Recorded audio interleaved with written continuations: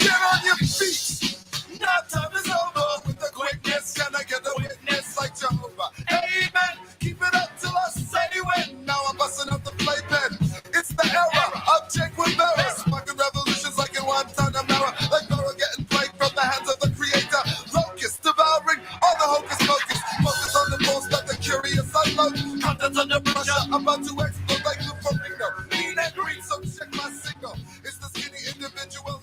I kid you not. I think you stop if you got to scheme. Cause my team bring the steam like I wonder from my oasis. And the race is right. Now it's time to take my place in the sun. You can't deny the force. You can't deny the force. You can't deny the force. You can't deny the force. You can't deny the force. You can't deny the force. You can't deny the force. You can't deny the force.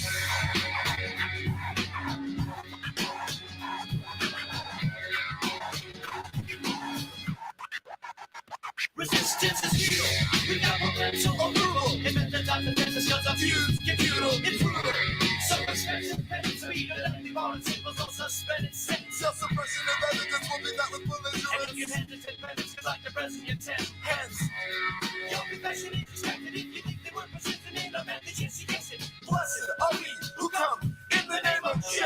I would spread like Oh, I declare. it's a state of emergency, the president and the sense. So don't expect the reality, depend on me, my vanity. If you're done forgiving me, you can't resist the skin. So give yourself a moving, it's still feel the war, a martial law, you see. Cross cautiously. You can't deny the force. No, you You can't. can't deny the force. You can't deny the force. No, you can't. You can't deny the force. You can't deny the force. No, you can't. You can't deny the force. You can't deny the force. No, you can't. You can't deny the force.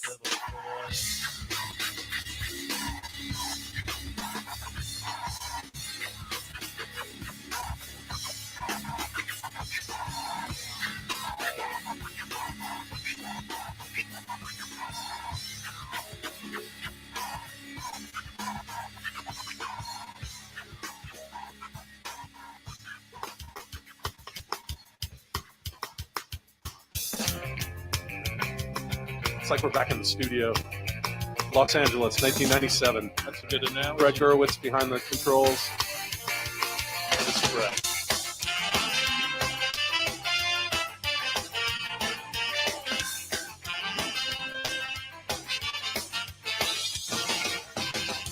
I don't need to tell the truth, but I never lie. I don't need to bow to you. You're just passing by. I never wanted to be the one you bitch and moan and come home to. But as long as you look good, I'll come back to you. Get inside my troubled mind with all of your threats. Sometimes I think I was blind, not before we met.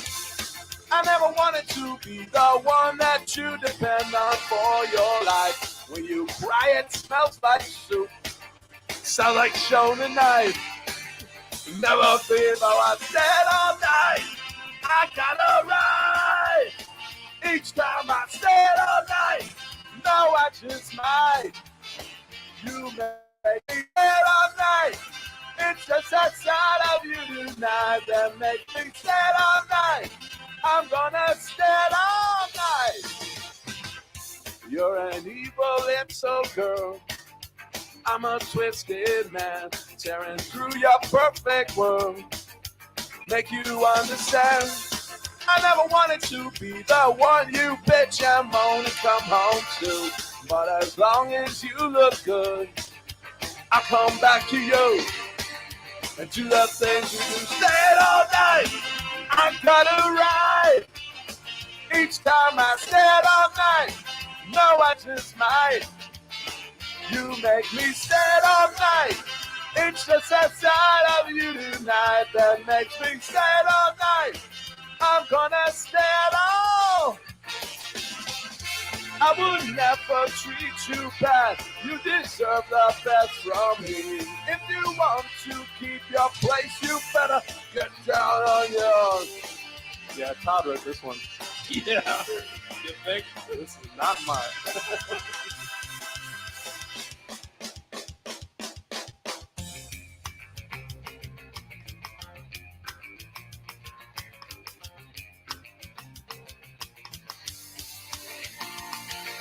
Stand all night, I got a right. Each time I stand all night, no, I just might. You make me stand all night. It's just that side of you tonight that makes me stand all night. I'm gonna stand all night. Text the round robin. R.I.P. Todd. Questions, comments, wagers, give us a reason.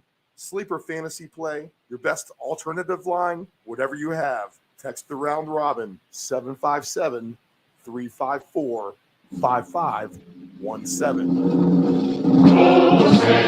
And you see by the dawn's early light what so proudly we hailed at the twilight's last gleaming, whose broad stripes and bright stars through the perilous fight o'er the ramparts we watched were so gallantly streaming.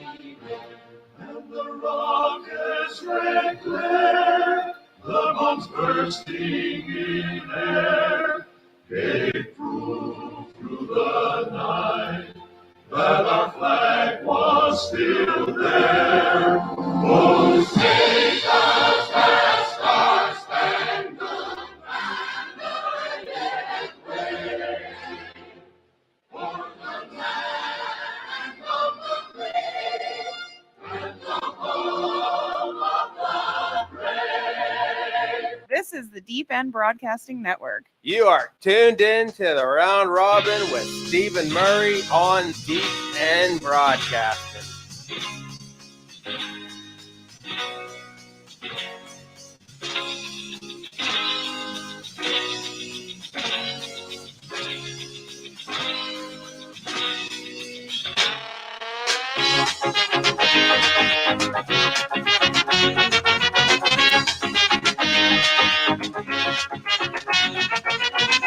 Down up in these streets, nobody left to spread. Still singing Bible night before my praise on the bed. Way up ahead, I see the crowd flashing through the lights. I run to see the college. Happy Sunday morning, final week of the NFL season. Week 18. We started back in the beginning of August for this season. Went through a lot preseason, fantasy prep. Just trying to get the ultimate look ahead. We navigated our way through the season pretty well.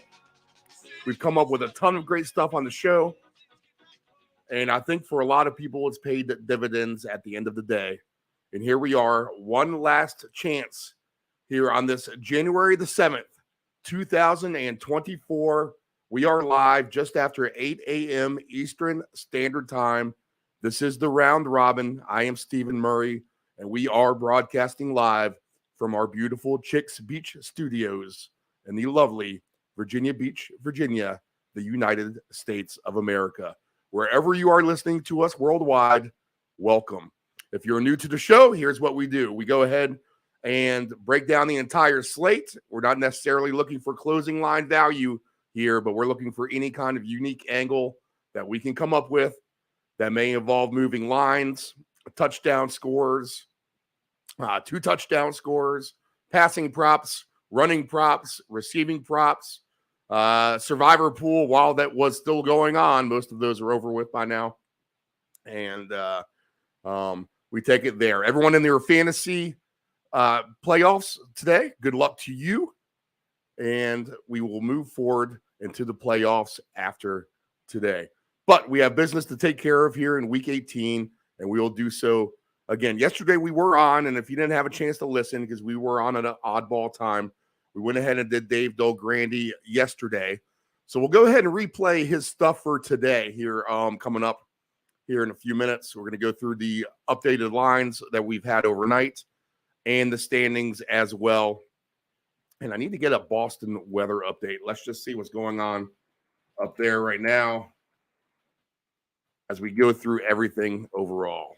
So it looks like today in Boston, it looks like it's going to be windy and rainy and a little snowy and icy throughout the entire game. All right, so we got that figured out. I think everyone else is pretty much squared away. We might have some colder weather on board for this afternoon at places, but nothing that should be too crazy. Not like last year when we had like the games that were 15 degrees, 19 degrees on that couple of weeks there towards the end of the season.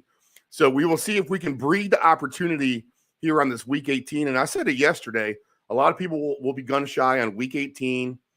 They will be kind of afraid to pull the trigger, not knowing what they're going to have. But we see quite the opposite, where a lot of people see no opportunity. We find ways to create opportunity. Dave Del Grande agrees. We'll have him on. He says there's a ton to like this week. So we'll get you up to date with everything that he likes once again here for this Sunday afternoon. And again, if you did listen to Del Grande yesterday, I think it's worth the listen again.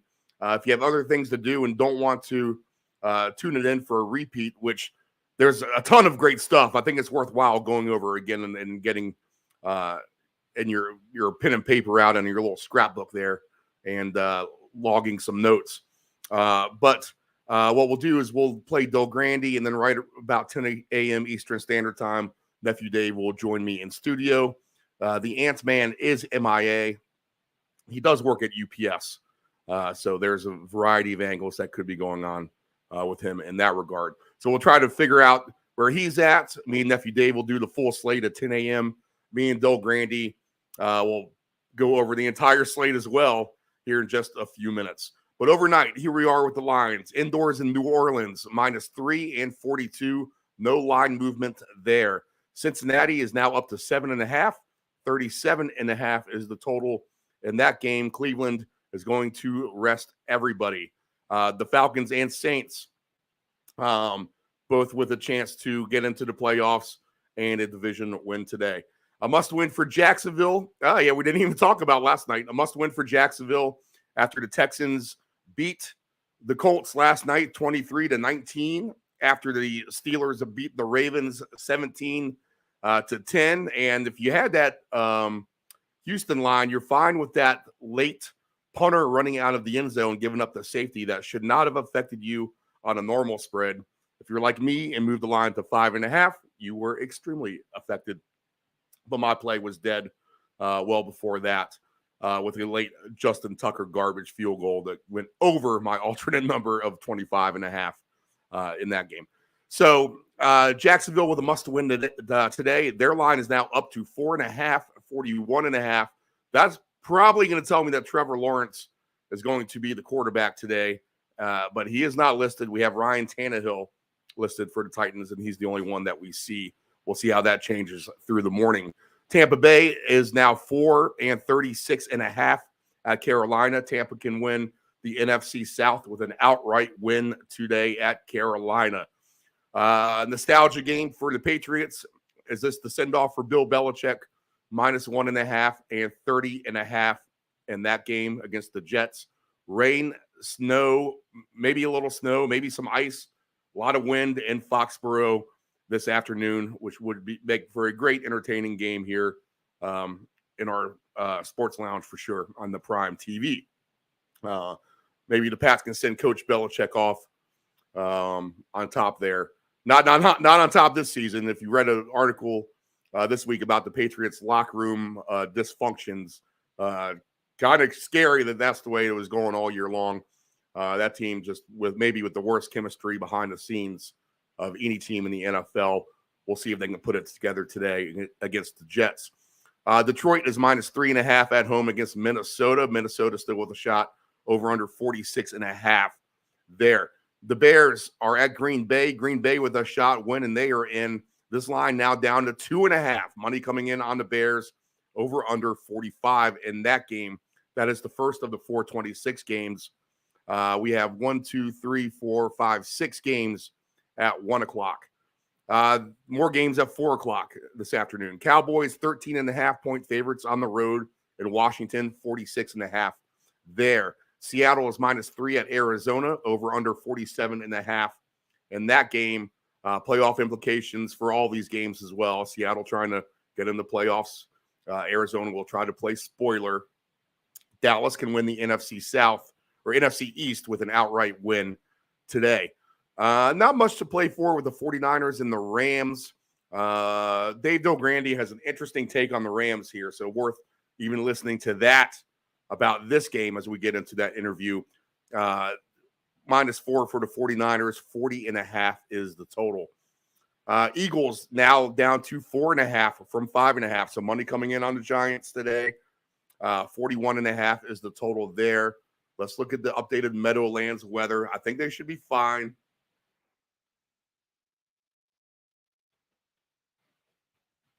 As this nor'easter that has climbed up the coast seems to be clearing out. Yeah, as we get closer to kickoff, the chances of precipitation goes down tremendously up there in the Meadowlands, and it should be clear and not even that windy. Only calling for like 6-7 mile per hour winds, so nothing crazy there as far as wind goes. That storm is bypassed East Rutherford at that point, then it's also going to bypass Washington as well. Game inside the dome with Vegas and the Broncos meaningless, -3 for the Raiders, 37.5. Will they play hard for Antonio Pierce at home? The Raiders, they want him to have the job, so we should see good effort at least from the Raiders side. We'll see what the crew thinks about that as well. The Chiefs are at the Chargers. If there's anyone who's, for the most part, quote unquote, laying down, it's the Chiefs for the most part. They're going to try to get healthy going into these playoffs. Chargers -3.5, 35.5. And then the game tonight, Buffalo is at 3. It was down to 2.5, back up to 3, and now 48.5. The playoff scenarios. Let's go ahead and pull those up. Let's get a little refresher going on here. Refresh. Let's make sure that the Colts have been eliminated on my sheet. Yes, they have been. So really 3 teams fighting for a couple of spots here. Let's see. Actually, 1, 2. Houston is in the playoffs, so they clinched. So 3 teams fighting for 2 spots in the AFC will be Buffalo and Pittsburgh and Jacksonville. So it kind of comes down to those guys. Buffalo wins the division with a win. They can also clinch a playoff berth if they win and Jacksonville loses.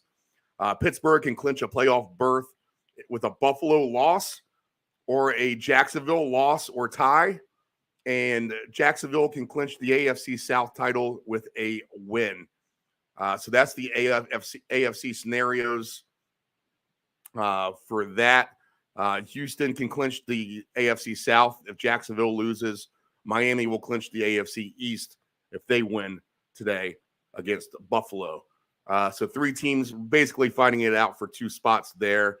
The way that it also sets up, let's see, we have basically 4 teams fighting it out for, 1, 2, 3, 4, 5, 6.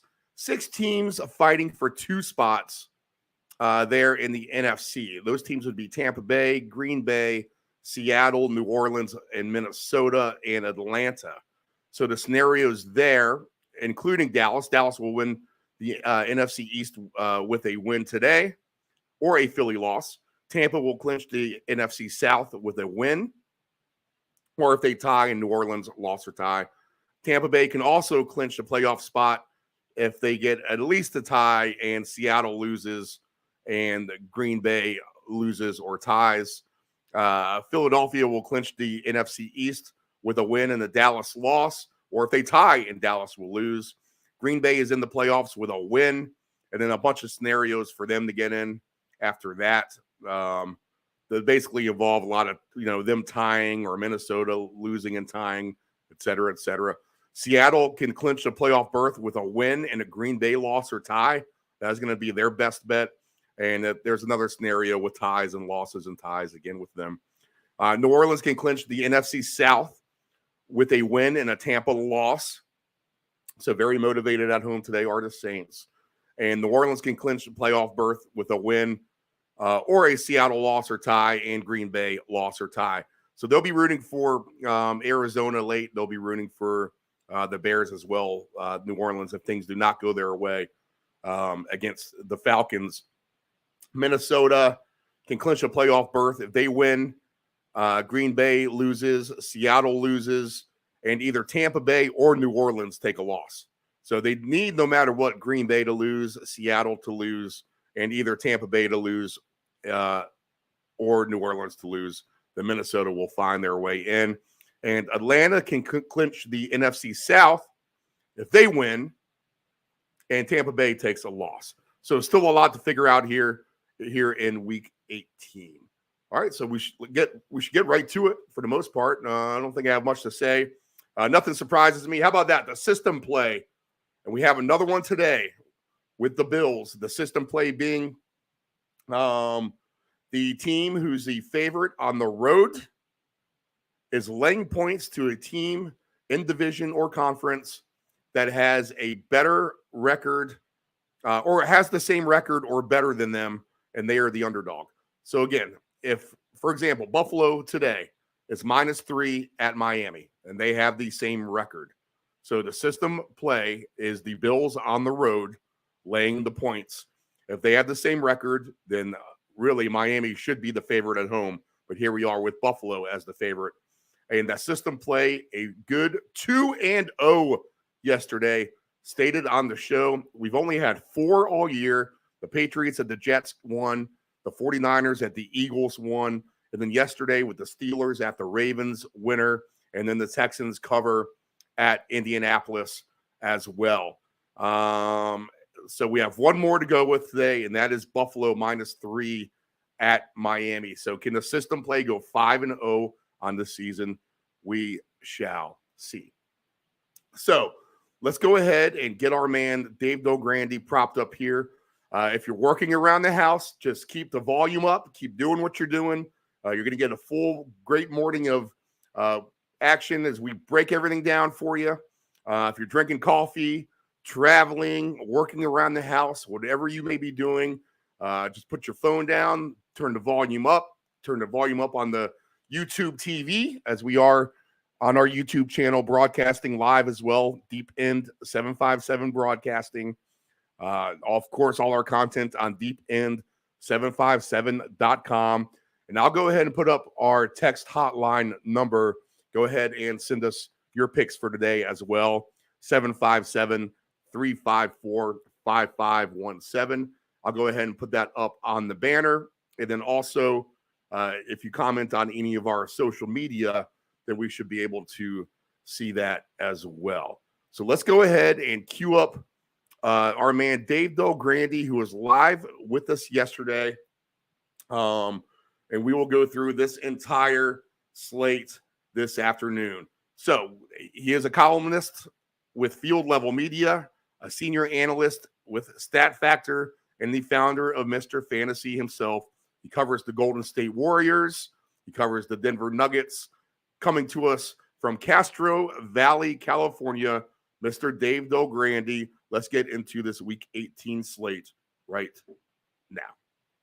As I queue him up, it will take a second to actually start.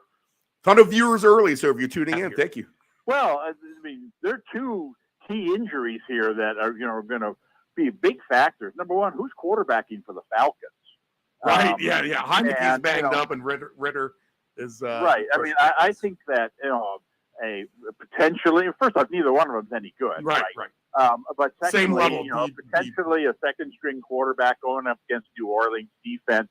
That's a recipe for disaster. I think I'd give New Orleans a 50-50 chance for a defensive score against the backup quarterback in a game like this. Secondly, is Kamara playing? Kamara got injured last week. He hasn't been practicing. I don't know if he's playing or not. If he doesn't, I don't have him listed right now on my sheet. So as someone who's injured, as a prop that I got. that makes sense because I don't think he's going to play. I don't know that for sure. I mean, obviously you want to find that out. But if he doesn't play, then all of a sudden, I like two different things about the New Orleans offense. Number one is that, Jamal Williams, his chances of scoring a touchdown increase significantly if Kamara doesn't play. I would say that he's a very, very solid play to score a touchdown.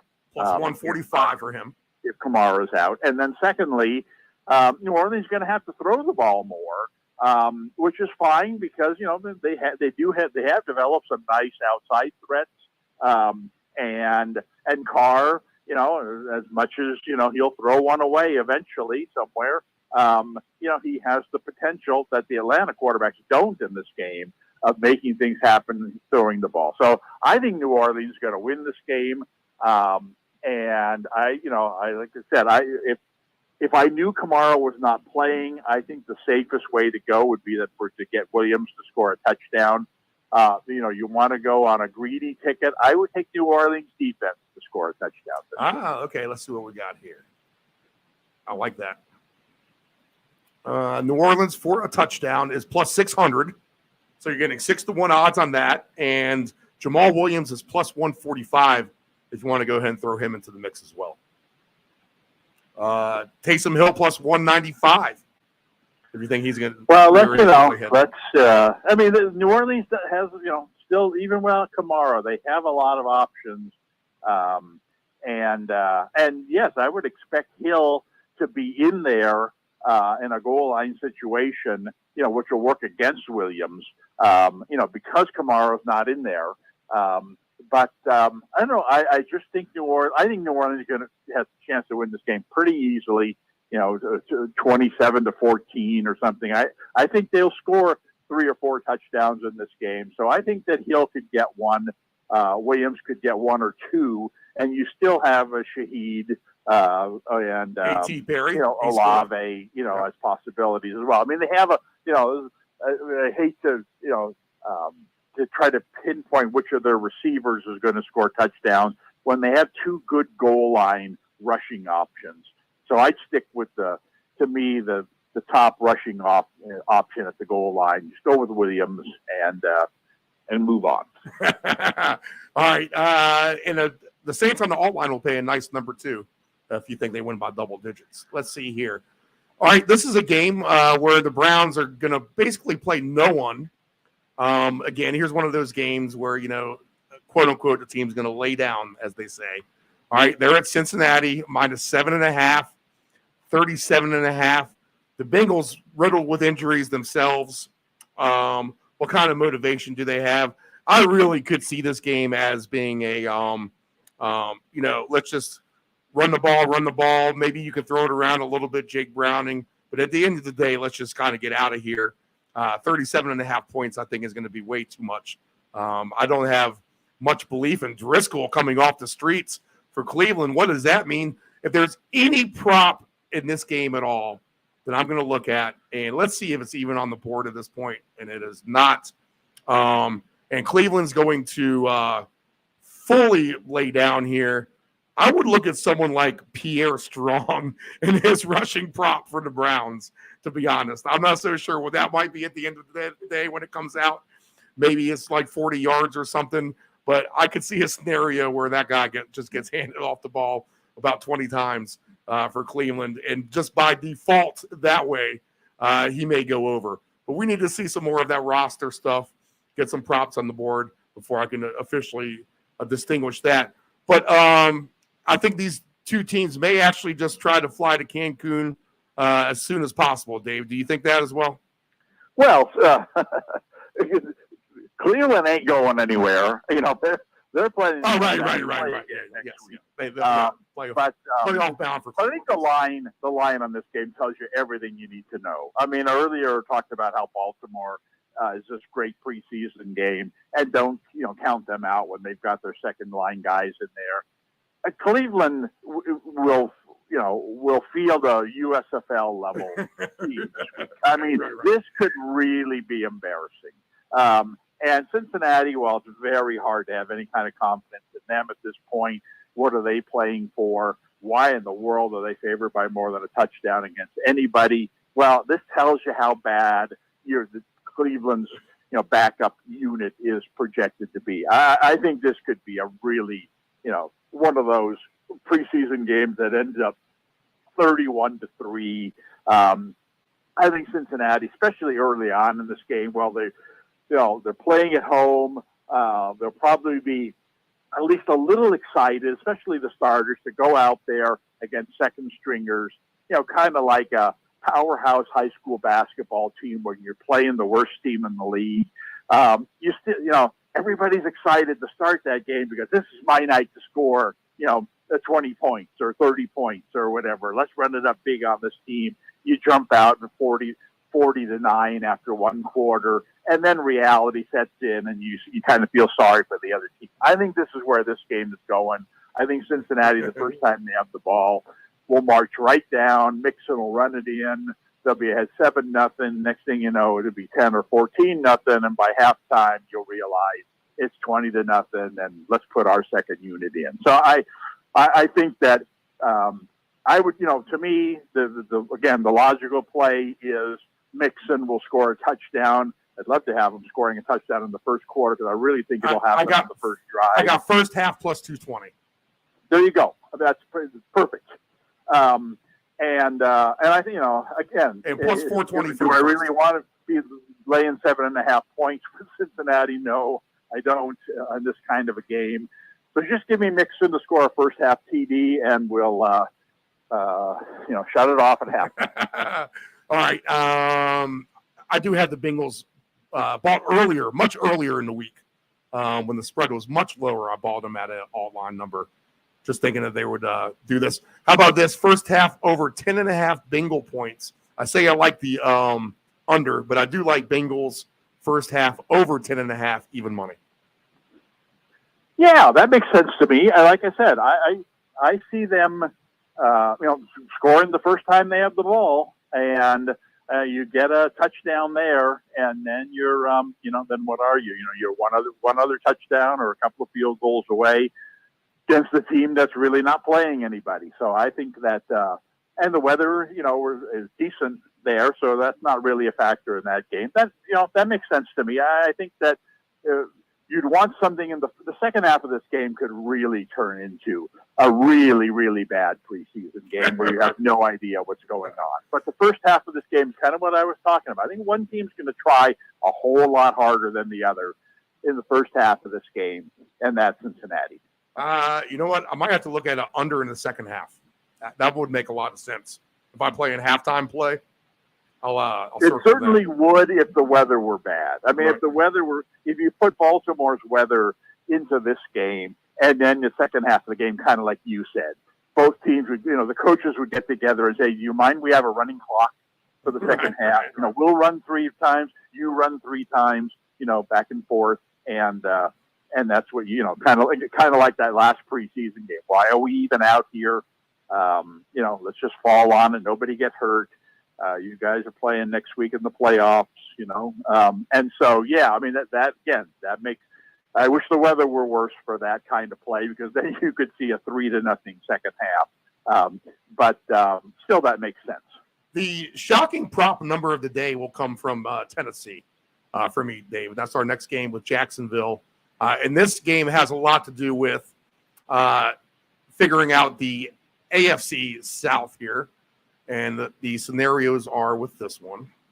Let me click back from the NFC. All right. So Jacksonville will clinch the AFC South with a win. Also, if they tie, and Indianapolis and Houston, they both tie. All right.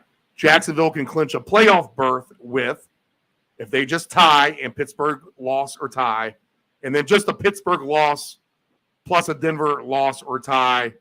And as long as Houston and Indianapolis does not end in a tie, if you can remember all of that. And then also for Tennessee, they're out of it as well. So for Jacksonville, the most important thing is they just absolutely win this game. You talked about mystery quarterback. I mean, here we go. This is a game where that scenario plays out as well with Jacksonville. Is it Beathard? Are we going to get Lawrence back here? to toughen it out. They are not on board with any of the passer props, running prop, receiver props. But the shocking prop of the day comes with Derrick Henry. His probably final game here for Tennessee. He is plus 115 to score a touchdown against Jacksonville, which I think he absolutely gets. You talked earlier about teams that will go overboard to recognize players. I mean, this is like, he's King Henry. This is like class 1A of everything that you said about that. So Derrick Henry for a touchdown at plus 115 absolutely has to be on my ticket for Sunday. So I'm going to play that overall. And honestly, I'm not going to be surprised if Tennessee wins this game outright in a game that they probably have no business winning anyway. But I think Jacksonville, with their injuries, they really missed Kirk. And I need 90 yards from Ridley, 90 yards to cash a season prop, as long as Kelsey can get 13 more. But I'm not so sure he can. And he won't. He's not going to play. So I guess that prop's dead no matter what. So Jacksonville on the road here, Dave, can they do themselves a good hand by getting a win here? And what about Derrick Henry? Oh, I agree with you 100% on Henry. We kind of touched on this last week where, there was no reason for Tennessee to show up last week, which they didn't. And now this week, everything's got to go into this week. They've been on the other side of this equation for how many years? They go into the last week of the season. They're battling. They're winning the division. They're battling for playoff position, and they're playing Houston or they're playing Jacksonville or some other team, bad team. They've and maybe been surprised in some of those games. Now the shoe's on the other foot here. They get a chance to be the upsetter. They're the kind of team that that you got to know the coach is not going to lay down in a game like this. And like you said, you're right. If you had to pick a top 3 guys this week where they want to get this guy the ball, they want to have this guy have a big game, this is one of them. Henry's this guy. I'm really surprised at the total. The line on his touchdown. He should be about a minus 250. To get a plus with him is an indication that the uneducated gambler is going to, one team needs to win and one team needs to lose, so I'm only going to look at the team that needs to win. And in this case, you talked about those scenarios. If Pittsburgh loses this game against Baltimore today, and they'll know this result, the day before they take the field, then Jacksonville clinches a playoff spot. Then all of a sudden, do we really need to play Lawrence? We're still going for a division title, and that means something. But he's not healthy. You'd rather have him healthy than to risk it. I mean, and you've clinched a playoff spot, and wouldn't you rather just sit him and kind of what the Rams are doing? I mean, the Rams could improve their playoff position by winning, but they don't care. They'd rather have everybody healthy. I would think that Jacksonville at least would have to consider, we clinched our playoff spot. Let's not be stupid. And that, again, that just bodes well for Tennessee as well. I agree with you 100% on the Henry play. That would be my one and only play in this game. He is plus 650 for the first touchdown scorer as well. There has been major line movement. Jacksonville was at 5.5, which was outrageous. I'm not so sure why it was that high, but now down to 3.5. So money coming in on Tennessee here in the last 24 hours. Well, and that's, I assure you, is strictly related to Lawrence. Right. I mean, there was talk of, a couple days ago that he wasn't going to play in this game. Now it's more, this guy always plays. And so he's going to show up. Well, I'm not sure. Again, I think today's results might have a bearing on that.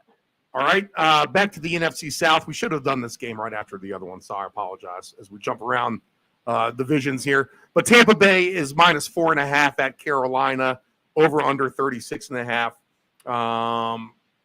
The Bucs have been my little under the radar team for the most part all year.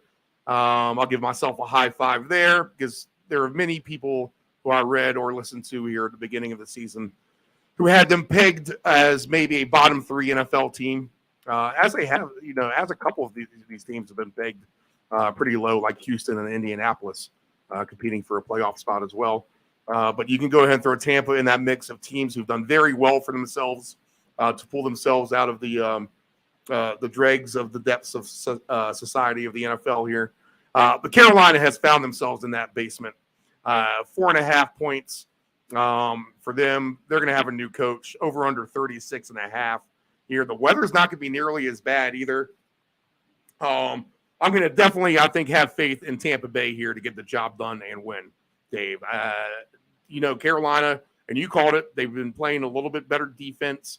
But what they did in Jacksonville against a Jacksonville team that's not very good. They had their owner throwing beverages on the Jacksonville fans out of the sweet box. That's how bad it got last week for Carolina. I'm not so sure it gets any better against a Tampa Bay team at the end of the day that does have a lot of veterans on that team, and they have to be able to figure out a way to beat Carolina anyway, right? Yes, I agree. This line to me seems awfully low. I don't really understand it. I mean, it presumes that Carolina is going to show up and really try to win this game, and maybe they will for a while until they realize, well, why do we really care? And then on top of that, I mean, I don't care how hard they try. There's the other team that is a touchdown or two better than you in the first place, and they came to play this game. I know Mayfield's got another one of these guys got a lot of incentives in his contract. And the difference between this game and the last game we talked about with the incentives is there's a chance that they could get up in this game by 17 points in the third or fourth quarter and give him an opportunity to pad those stats. Right, they're going to be they're going to want to pump it up. And so it's just another reason why. Well, if you're afraid that Tampa's going to get ahead in this game and then they'll play conservatively, maybe you get backdoored or whatever. I think there's actually an incentive for Tampa Bay to run up the score if they get that opportunity. And I think that makes Mayfield a nice prop play. Again, it's props that the house knows he's going for. But I think that I think he can he can get some cheap ones in the second half of this game, and get up to 300 yards passing, get his third touchdown pass. These kinds of things that, ordinarily you say, well, why aren't they just running the ball with White right and left? I think this is going to be a good game for Mayfield. He'd be someone I'd want on a ticket somewhere. Okay, so he's already cashed in one of them, playing 85% of the offensive snaps. He's already gotten $1 extra $1 million. If he wins the NFC South, he'll get another $1 million. He can earn $300,000 if he finishes in the top 10 in 4 different passing categories. All right. And let's see here. Is there anything I'm missing besides any of that? Well, no, but like you said, the thing is, and I saw this correctly, I saw a graphic last night on TV. He ranks like 9th or 10th in a bunch of categories. Right. So, I mean, he needs to put up some numbers in this game in order to hold those positions over guys like, Jordan Love, guys who are actually going to play, Goff, guys who are actually going to play this week and put up numbers themselves. So, he's got to put up some nice numbers this week to hold his position. And, I think he will. I mean, I would look for him over his passing total, and I'd look for him, if he's laying 1.5, touchdowns in this game, I'd look for him to go over that as well. 2 touchdowns is plus 110 for him, and 223.5 are his passing yards. Yeah, I mean, that's reasonable. I'd look over the passing yards for sure. Okay. All right. Let's see here. Yeah. All right. So Buccaneers should be able to take care of business. They're just going to be outclassed, Carolina, at the end of the day. Week 18, talking about teams really wanting to fly to Mexico. Okay. Disgusting game, but I got to go over it literally weather-wise again. But we got to go over it with the Belichick angle and what could be what looked like his final game. I think some people were making a case for him to come back, but that recent report, I don't know if you read any of that timeline, the turmoil of the Patriots locker room, Dave. Did you see any of that? No. Yeah, all right. So look that up when you're bored later. Article I think it's the Boston Globe or one of their beat writers and whatever platform that he writes for. Basically has detailed timeline of how the Patriots locker room have gone south. Much of it under Belichick. Things like Zappy and Mac Jones, no surprise, don't talk to each other at all. They have zero relationship, et cetera, et cetera. But here you are. It seems like the Patriots are playing hard for their coach here to go out of there. And honestly, I don't think Belichick cares about where the Patriots land draft-wise. At the end of the day, he's liked a lot more than the Jets like maybe their coach Saleh, to be honest. But the Pats are 1.5, 30.5. I know you want nothing to do with this. A gross game overall. But yes, probably an under game and Pats win on the Belichick nostalgia factor alone. I'll just ask you that. Yes, I agree. I mean, like you said, the weather is supposed to be really bad. This is another one of those bad weather games. I see no reason why the Jets are going to show up for this game. And I don't see why, neither team is going to be able to throw the ball effectively in this game. Not that they ever can anyway. I think you're going to see a lot of running the ball. It's going to be like the Jets-Giants game where they just run it back and forth and punt it. I think that New England will try harder to win this game because, it might be Belichick's last game. You certainly want him to go on a positive note. And so I think that when all's said and done, Ezekiel Elliott will probably be the offensive hero of this game. He'll score the only touchdown of the game or what have you. I certainly think he's going to get, his 20 opportunities in this game against a pretty bad run defense. I think New England's just going to try to run against these guys. And while Elliott is not a great back, and anybody who gets 20 rushes against this kind of defense is going to eventually find his way into the end zone and, eventually get 60 yards or whatever he needs to get. And so if I played anything in this game, it would be one of those two things. Either Elliott gets a touchdown or he gets over his rushing total or whatever that is. I love Elliott for a touchdown too, to be honest. Plus 135. His rushing prop is off the board, but we do have it for a touchdown score, plus 135.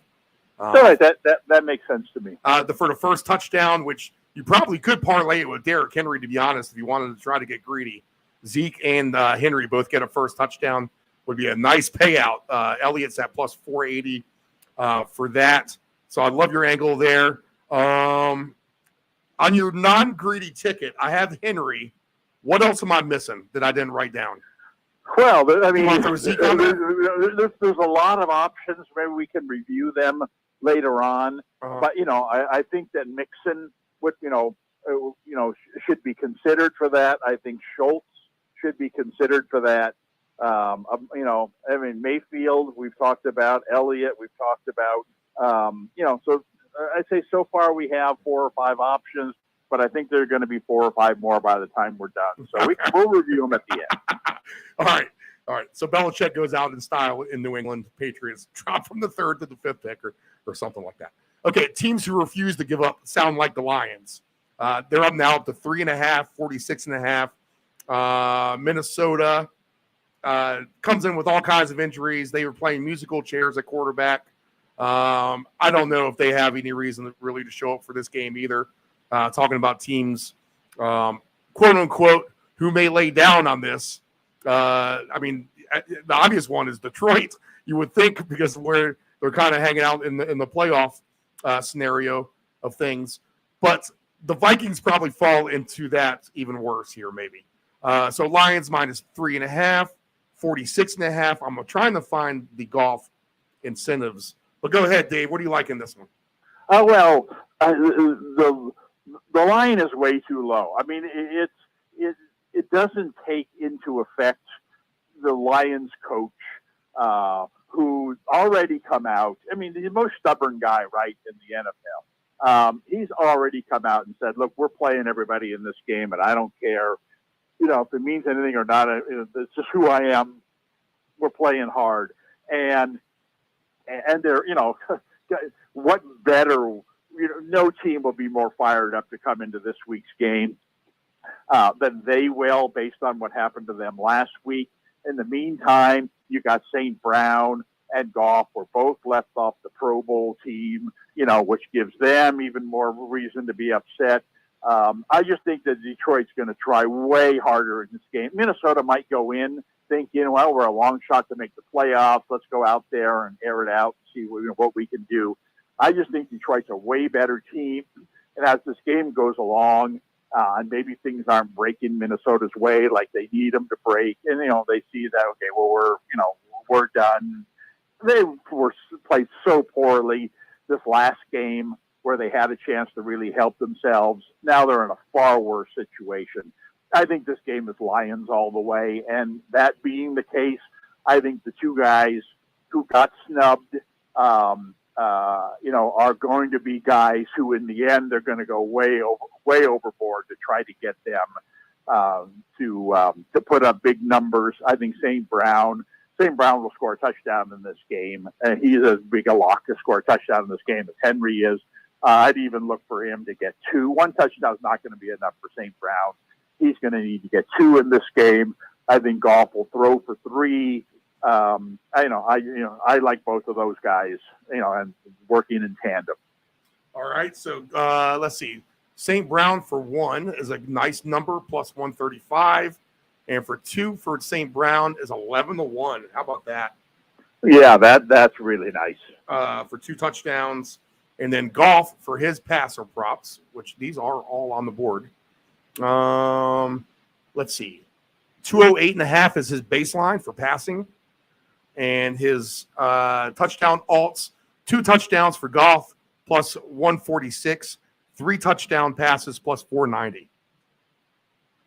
Yeah, I mean, you're again, to me, the one that, I mean, if we're going to make, etch these in ink on our greedy ticket, non-greedy ticket, if we're putting Henry on that, we're putting St. Brown on that for a touchdown.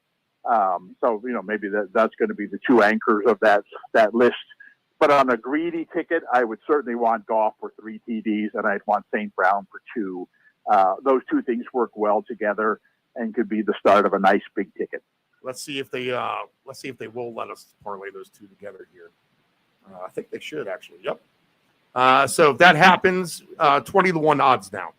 So if St. Brown gets us 2 and then Goff can add 1 more, you get basically double your money. Or double the payout. Yeah, double the payout. So it was 11-1 for St. Brown for 1. Parlayed together now goes up to 20, almost 21-1. Yeah. So I mean, again, I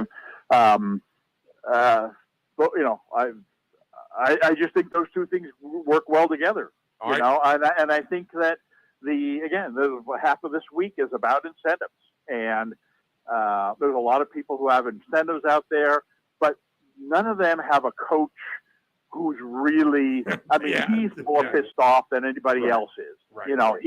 He's got a statement to make this week in a game that he really doesn't really need to make a statement.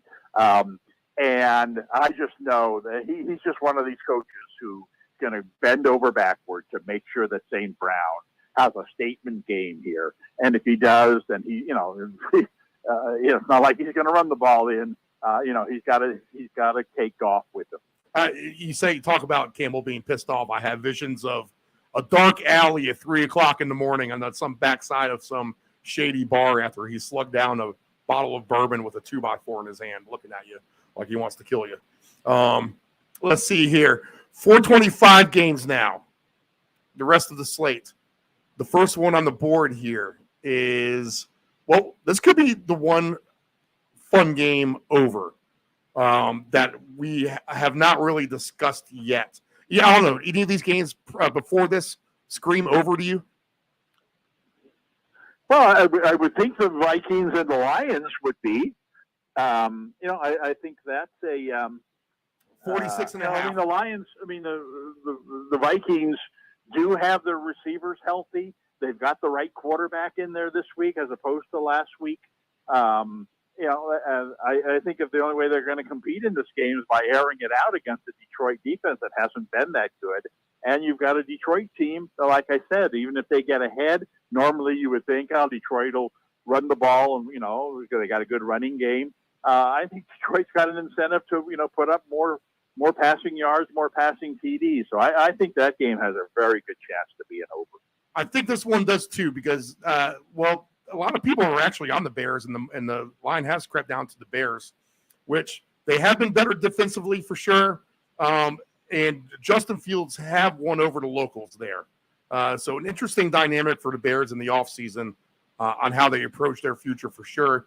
Here's Green Bay, who comes off a nice win on New Year's Eve for me. So they turned out to be a nice winner for me at the end of the day to celebrate New Year's.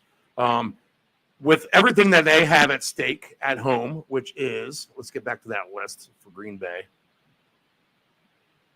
Again, I'm on the AFC, so I got to click back to the NFC. That seems to happen here a lot here on the show today. Down to Green Bay. So Green Bay can only clinch a playoff berth, and they can do that with a straight-up win.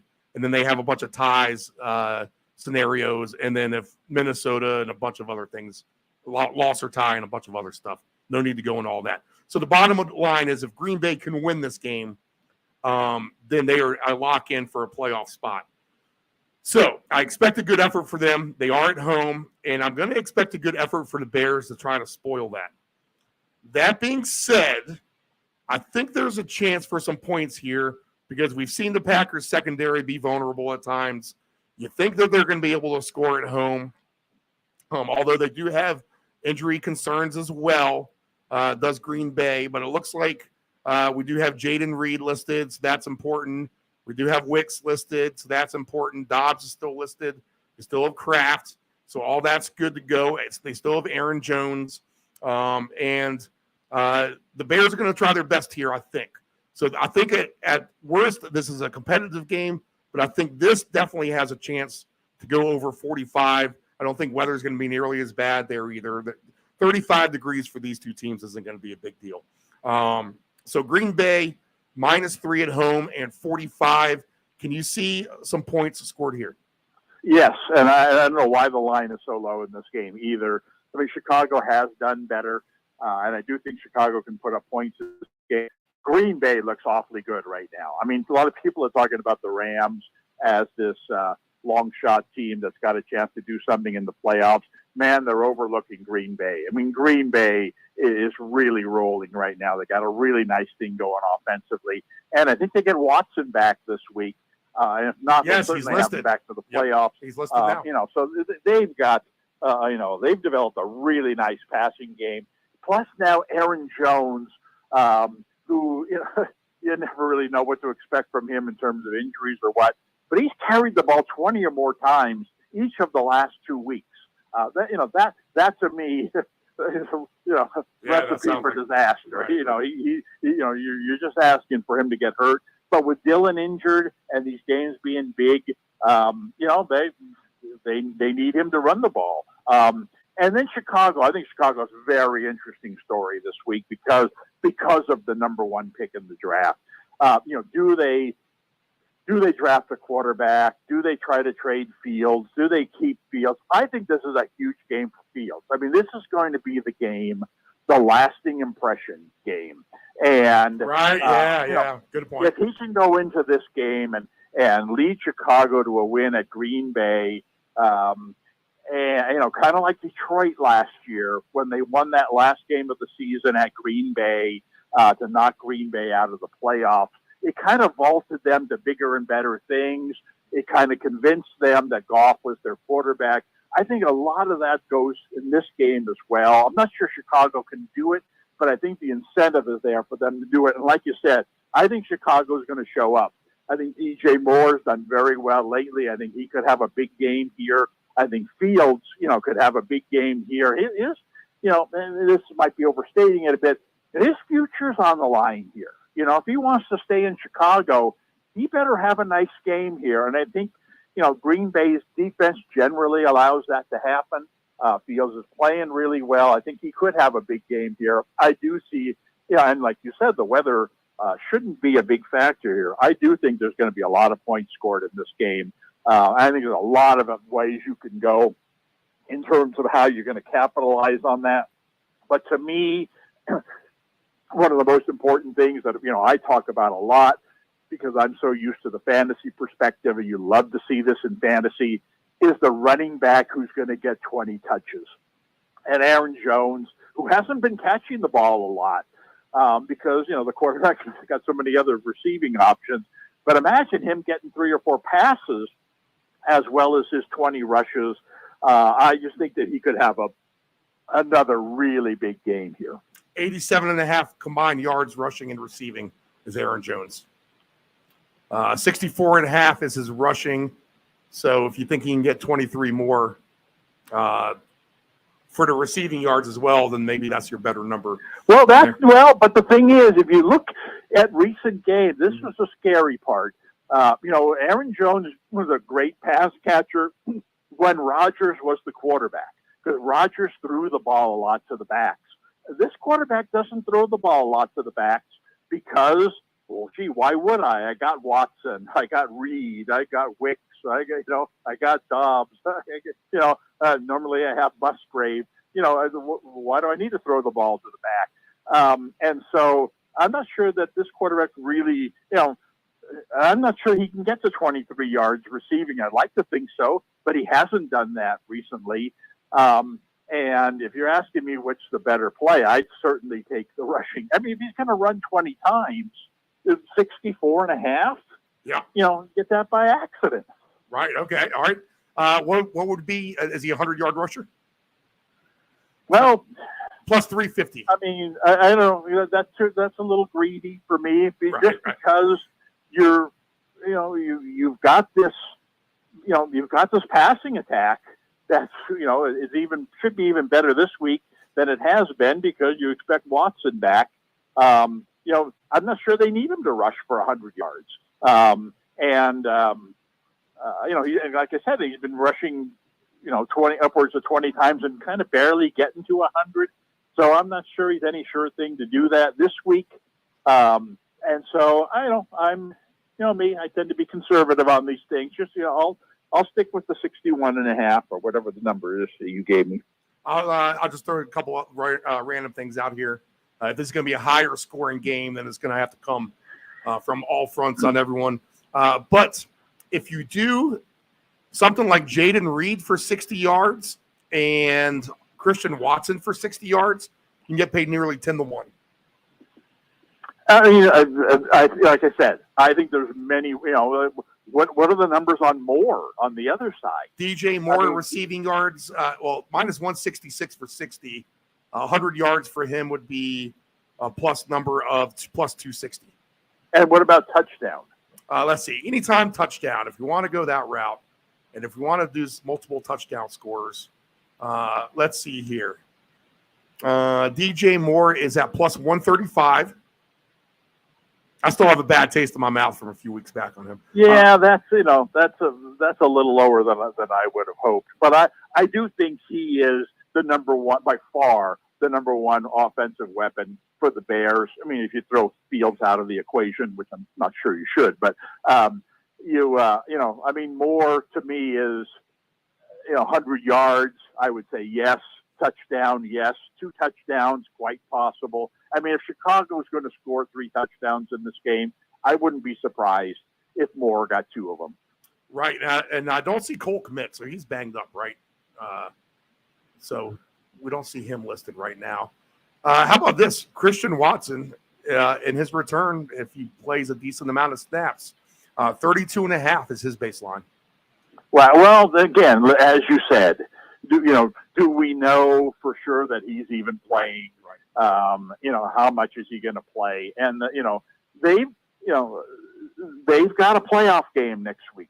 I mean, if the first guy they're going to pull off the field is somebody like that, if they get a little lead in this game, and without, you take Watson off the field, oh boy, that's going to kill their passing game. Well, actually, no, they still got all these other weapons, so they can play conservatively like that and still have a nice weaponry. So, there's an embarrassment of riches in this game. I think you could go with Fields scoring a touchdown. I think Fields is going to have big passing numbers. I think Moore is going to have big receiving numbers. I think Jones, but to me, Jones is the one guy just based on, I'm very confident that if he's carrying the ball 20 times 2 weeks in a row, and now this is, in essence, is the biggest game of the season for them, why are they straying from him? Dillon is still injured. I still think they're going to, they're still going to give him the ball 15 or more times, probably close to 20 as they have. And so that gives him a real good chance of getting over his yardage numbers.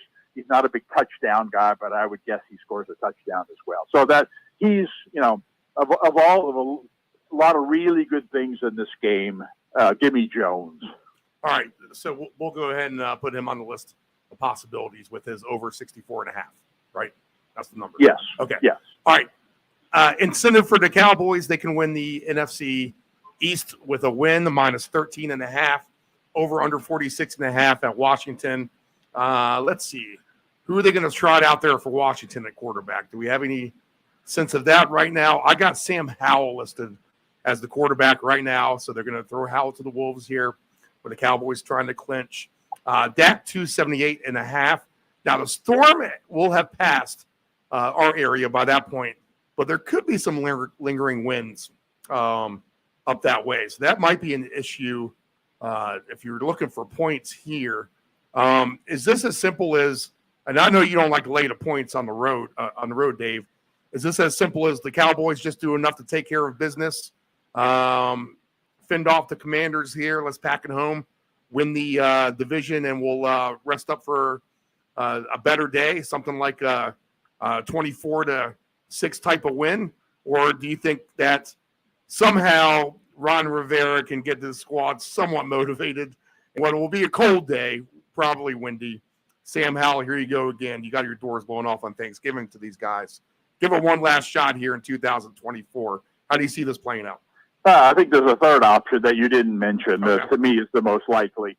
And that I think, that for Dallas, which obviously has not been a great road team, I think they could really blow them out here. I mean, I think Sam Howell, when he came in last week against the 49ers, actually gave them a nice boost offensively. I thought he played, reasonably well. That said, they still only scored like 10 points in that game. I think Dallas has one big incentive here to run up a big number. Not that they need it, because they love to, more than any team in the league, they love to run up big numbers. And I think they'll try to do that here.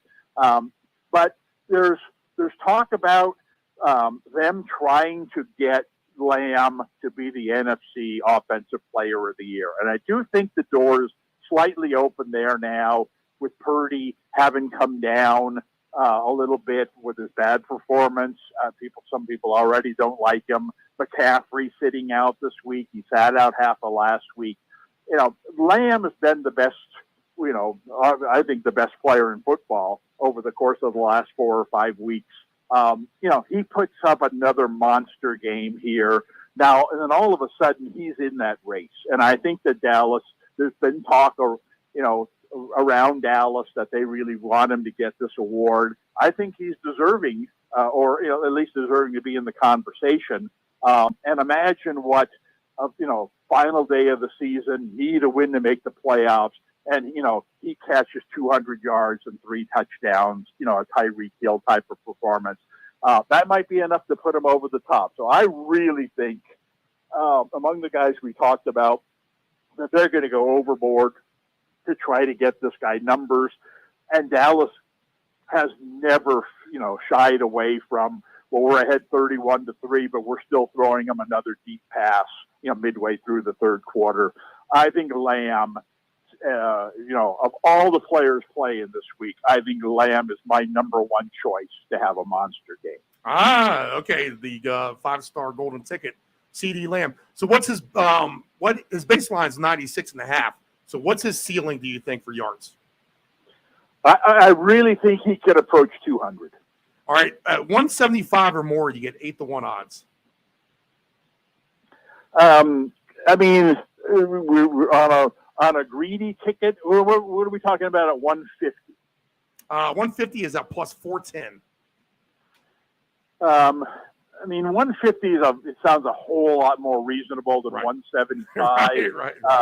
You know, and so, you know, I even on a greedy ticket, I'd stick with the 150. But you know, I do think he's going over 100. And I do think he's scoring 2 touchdowns in this game. What are his touchdown numbers? Minus 170 for 1, plus 350 for 2. And again, Plus we've said 350 for 2. Well, we've said this on the show before. It sounds so low that that's probably what's going to happen, right?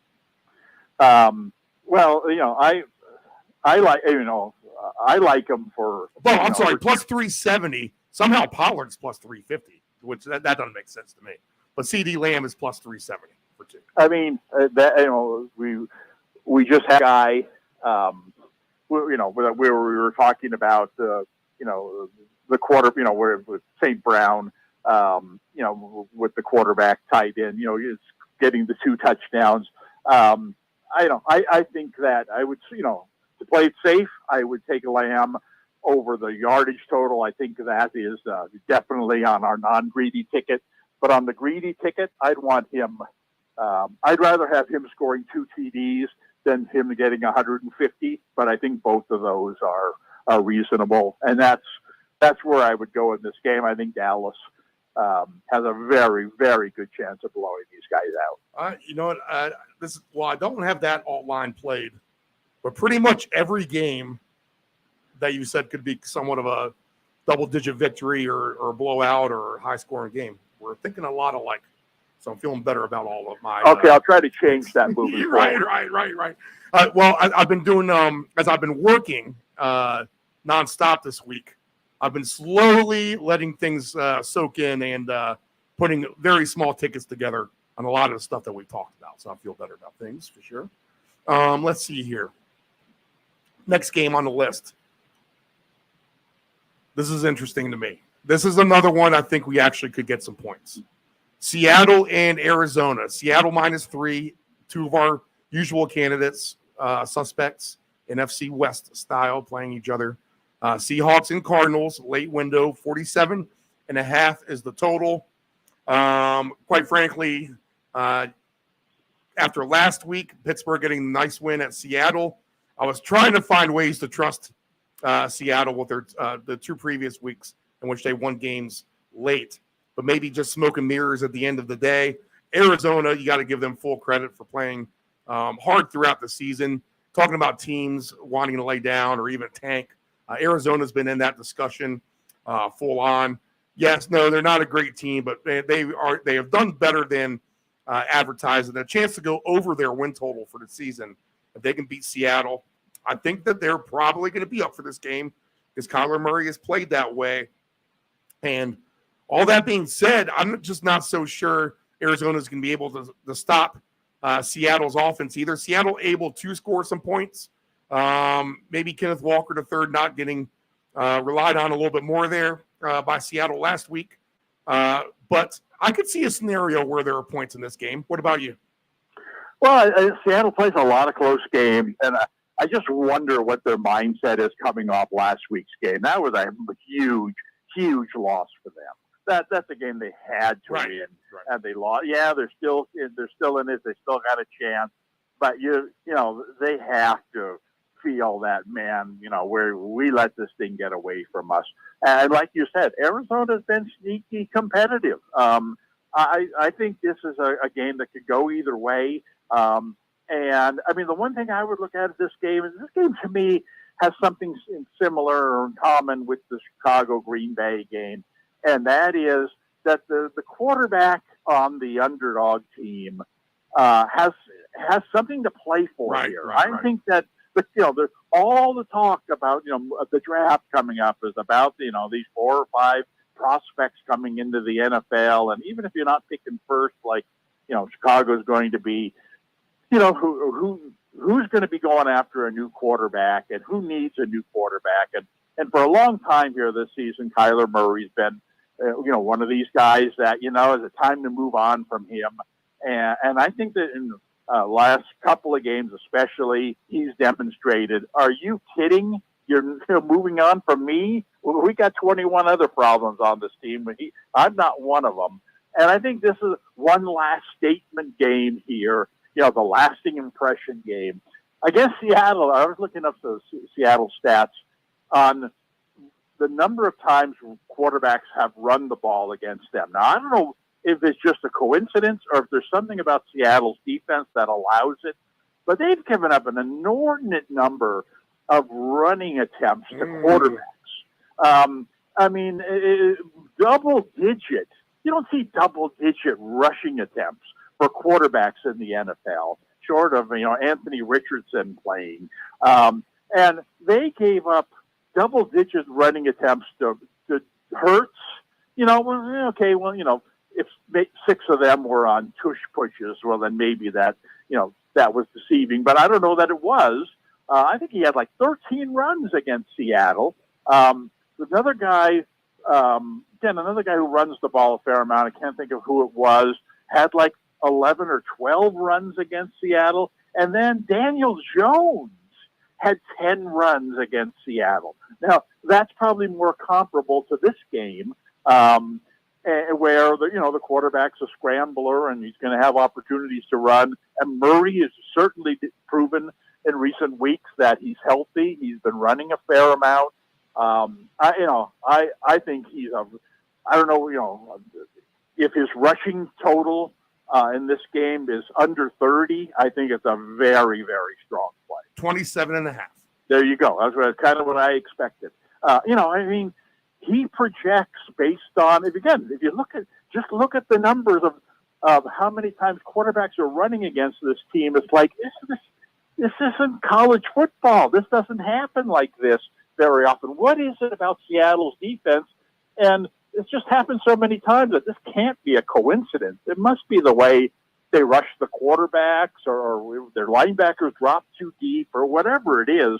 I think Murray projects in this game for at least 6 runs, maybe 6 to 8 runs to get to 27, even if he rushes 6 times, 4.5 yards a pop, and he's good for a couple of 10-yarders in there.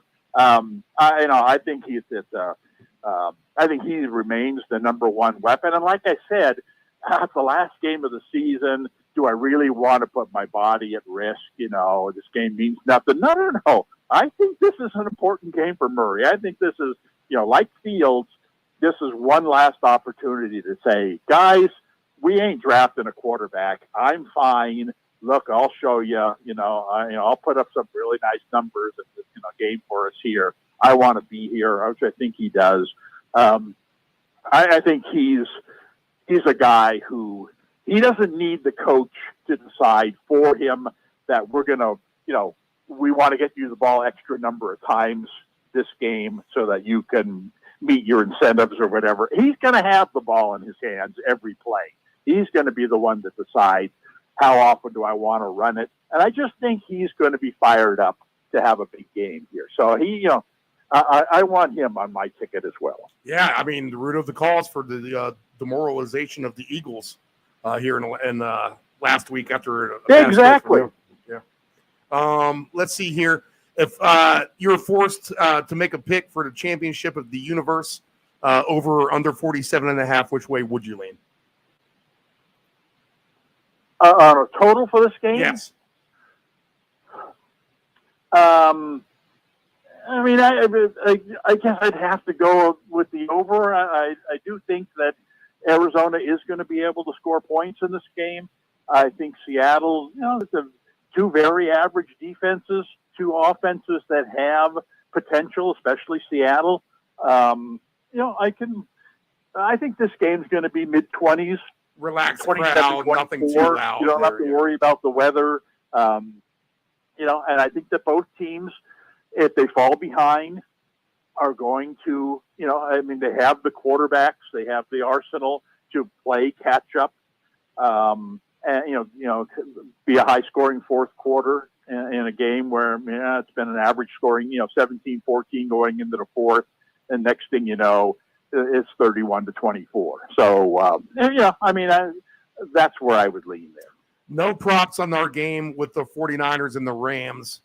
Same NFC West, same usual suspects category. Carson Wentz in for the Rams, Purdy out for the 49ers. And you said it before about the preseason for the Rams, so I'm going to assume that's going to apply to this game. And the perception is the 49ers are basically laying down 2, but maybe not necessarily all the way. You're right out there in the Bay Area. You're going to know a million more things behind the scenes, but it sounds like 40.5 points is too much either way that you look at it in this game for me. So if I have to have just a gut feeling off the bat, I'm going to say this is an under game. But go ahead, Dave. What do you got here locally? Well, I mean, to me, you can tell by the way Shanahan has talked this week that he's very uncomfortable not trying to win this game. Right. He understands the importance of keeping Purdy healthy. Obviously, you got no choice with McCaffrey, who's injured. But does he really want to sit Deebo Samuel and Ayuk and Kittle and the offensive linemen and what have you? Because not only are they not playing this week, but they don't play next week either. Right. That's already assured. So it's like, do you really want to give these guys a 2 to 3 week vacation in the middle of the season? And then come right back in the NFC semifinals. It's not like you're going to draw, a wild card team in the first round of the playoffs and maybe we're a little rusty, but we'll end up beating this team. When you come back and play in 2 weeks, you're probably going to be playing Philadelphia. And it's like, oh boy, we should have practiced a little harder. We should have played guys maybe a little bit in that last game. And I think that's what the 49ers are thinking. I think that they're going to treat this like a preseason game, yes, but not like the final preseason game. I think they're going to treat this kind of like the second preseason game where, all right, we're going to play our starters for a half, and then we'll play our backups for the second half, which makes it difficult in terms of, any of our prop plays or whatever, because the guys are only going to be playing half the game. But I do think they're going to be trying harder to win this game than the Rams will. Because the Rams, they need to rest up this week for next week. 49ers don't need to rest up this week for next week. And I think that the 49ers will end up winning this game by a couple of touchdowns. But, is that going to be 31-17 or is that going to be 24-10? That's kind of hard to tell. I can't imagine the Rams are going to score a lot of points in this game, but I also do think that the third and fourth quarter of this game are really going to turn into a preseason game where you have no idea what's coming. And there's so many other good options on the board this week that, to me, you know what, I'm giving this game a total pass. Total pass. 49ers first half, 10.5 points, even money for an over-under. Yeah, now that to me makes sense. So I do think they're going to. Now, granted, they're going to have Darnold in their quarterback. We know that. And we know they're not going to have McCaffrey. But I do think that for a while, you're going to see the starters play, like I said, kind of like the middle preseason game, 2 to 3 series. And that being the case, you would expect, especially if the Rams aren't playing a lot of their guys, you would expect them to score at least one touchdown. This is kind of like the Cincinnati-Cleveland game. You would expect early on to get at least one touchdown and a field goal, and then, now you're a field goal away or maybe a second touchdown away from getting to that number. That makes a little sense to me. But like I said, I don't need, unlike you, I don't need action on every game. So I'm giving this game a total pass. Let's see here. We'll just go to the next game on that. I had something funny to say, but I forgot about it. Okay, Philadelphia. Oh, no. Oh, so my same theory with Dallas and Washington basically applies to this game then.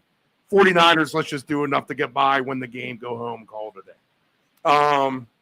Eagles -5.5. 41.5. And I said this last week, beware of Tyrod Taylor. And he's been decent here for the Giants.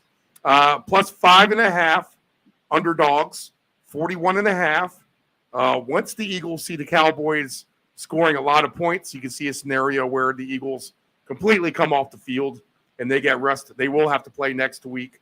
So that being said, I almost do like if I have to play some sort of an angle, I guess I would take the points at home with the Giants and Tyrod Taylor. I'm not going to have too much interest in this game. I don't think at the end of the day I'm going to give you an opportunity for you to give me something better. But if I look at something, and again, the prop's just not fully on the board yet, I might look at some Tyrod Taylor numbers again at the end of the day. What do you got here, Dave? Yeah, that makes sense to me. You know, the Eagles, I mean, record-wise, standing-wise, they really don't have anything to play for here.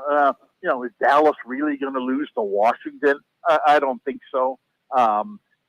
It's not like the Phillies been practicing all week saying, guys, we got to be ready. Washington's going to upset Dallas. We need to win this game. That's not their incentive at all. Their incentive in this game is, guys, we need to shake out of the slump we're in. You know, we cannot go into the playoffs having lost 5 games in a row or whatever. We need to, turn this thing back around. We need to get our offense rolling, especially we need to get our defense playing better. I'm not sure that, that's really going to happen in this game, but they can get their offense in a higher gear by playing their normal guys, by getting the ball to Brown, by getting the ball to Goddard, by cutting Hurts loose against a rather mediocre defense. And I think they have an incentive to do that. I think that this game is probably more important to Philly than you would expect. They cannot lose this game and go into the playoffs next week and say, okay, now we flip the switch. It's playoff time. Now our defense is going to be magically better, as we play Tampa Bay or some other decent team next week. So I think they're going to give an effort in this game. Like I said, it may not matter defensively because defensively they got a lot of problems, and I do think the Giants can put up points on them. But I do think it's going to be important for Philly to turn around and put up points and, get A.J. Brown and Hurts on the same page, get Swift running the ball. And Goddard, remember, here's the guy who had a broken arm in the middle of the season. He's a very, very important player on this team. And he's making progress. They're throwing the ball. I think they've thrown the ball to him, targeted him 6 or 7 times each of the last 3 weeks. I think that it's important, for him to continue to improve, to get healthier, to get more productive. They're going to need him moving forward. Of all the guys on Philly, he's probably going to have the most realistic line. I do think he's a 50-50 shot at worst, to get a touchdown in this game. And yes, I agree with you that I think this is going to be a high-scoring game. 41.5. All right, so this could be one of our sneaky over games. And what's Goddard to get a TD in this game? Off the board, all the touchdown scores for this game.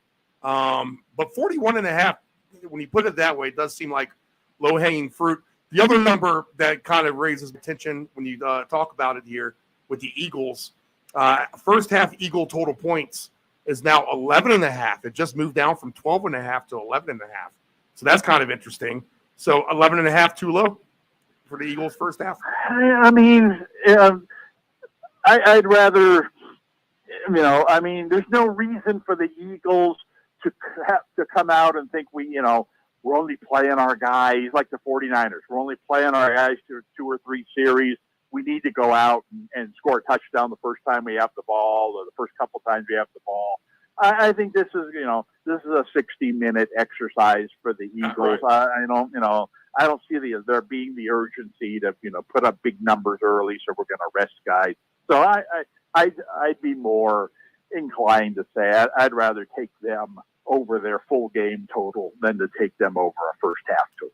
All right, 3 games left. The 2 AFC West games, and then the big night game with Buffalo and Miami to decide the AFC East. We'll start and these are all meaningless. So we'll start with Denver and the Raiders. Raiders -3, 37.5. I guess if I need to come up for an angle, is that all these players will be playing to keep Antonio Pierce around. I think that's just the only angle I can come up with at the end of the day. I don't see any reason why Denver would show up, except for the fact that it is their coach's first year as well. He might not want to go off on a sour note personally himself. So you got to expect maybe he might light a fire under the Broncos a little bit. And maybe this is the game where the playbook does just fly wide open here, and they let anything go. So that being said, at 37.5, I'm wondering if that's actually too low. But I think maybe the better play might be the Raiders playing for Pierce at home, laying the 3. If I'm forced to do anything about it, disgusting game any way you dice it. But you are a Raiders fan. So what would be your one angle here if you have one at all?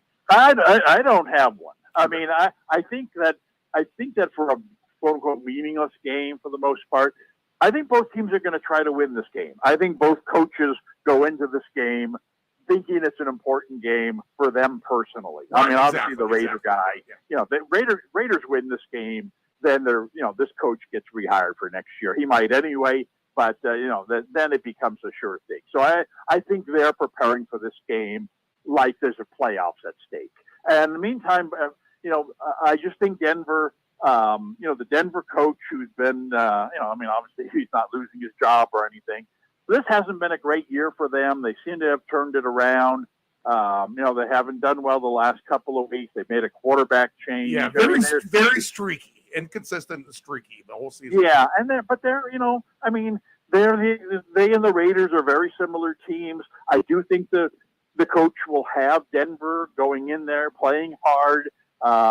This isn't one of those preseason games where one team is playing hard, the other isn't. Which one is which? I think it's a legitimate, two tightly contested teams. Playing each other. It could go either way. The Raiders tend to lose these kinds of games, I guess if I had to take anything in this game, I'd take whatever points were being offered, expecting it to be a very close game. But this is a no interest game for me. I'm assuming it's almost going to be the same for the Chiefs, although you just got to think, as bad as the Chiefs' woes have been on the field, they still are a much better organization than the Chargers. I think that's fair to say at this point. Chargers will have a new coach for sure. Easton Stick, the quarterback. There are incentives for Eckler here, but it's not like they're giant incentives, and he hasn't had the best season. No Mahomes here either for the Chiefs. The Chargers somehow are a 3.5-point favorite, which is almost laughable. But you got to think that at the end of the day, I guess the Chiefs are just a better organization. So go ahead and give me those points. I don't know. What do you got here? Yeah, I mean, of all the coaches in the league, I really think that this one is the most sold on not playing anybody. He's been asked a lot during the week, aren't you worried about the rust? Aren't you worried about gaining momentum going into the playoffs? Aren't you worried about Kelsey getting his 14 passing yards or whatever? And he kind of rolled his eyes on all of them. Just said, look, guys, come on. Our goal is to win next week. I'm not taking a single chance in this game that I don't need to take. And that being the case, I think the line reflects that, this is Kansas City will not even show up for this game. Now, is that enough for the Chargers to beat them? I'm not convinced. But like you said, my biggest fear in my fantasy finals, second half this week, the other guy's got Eckler.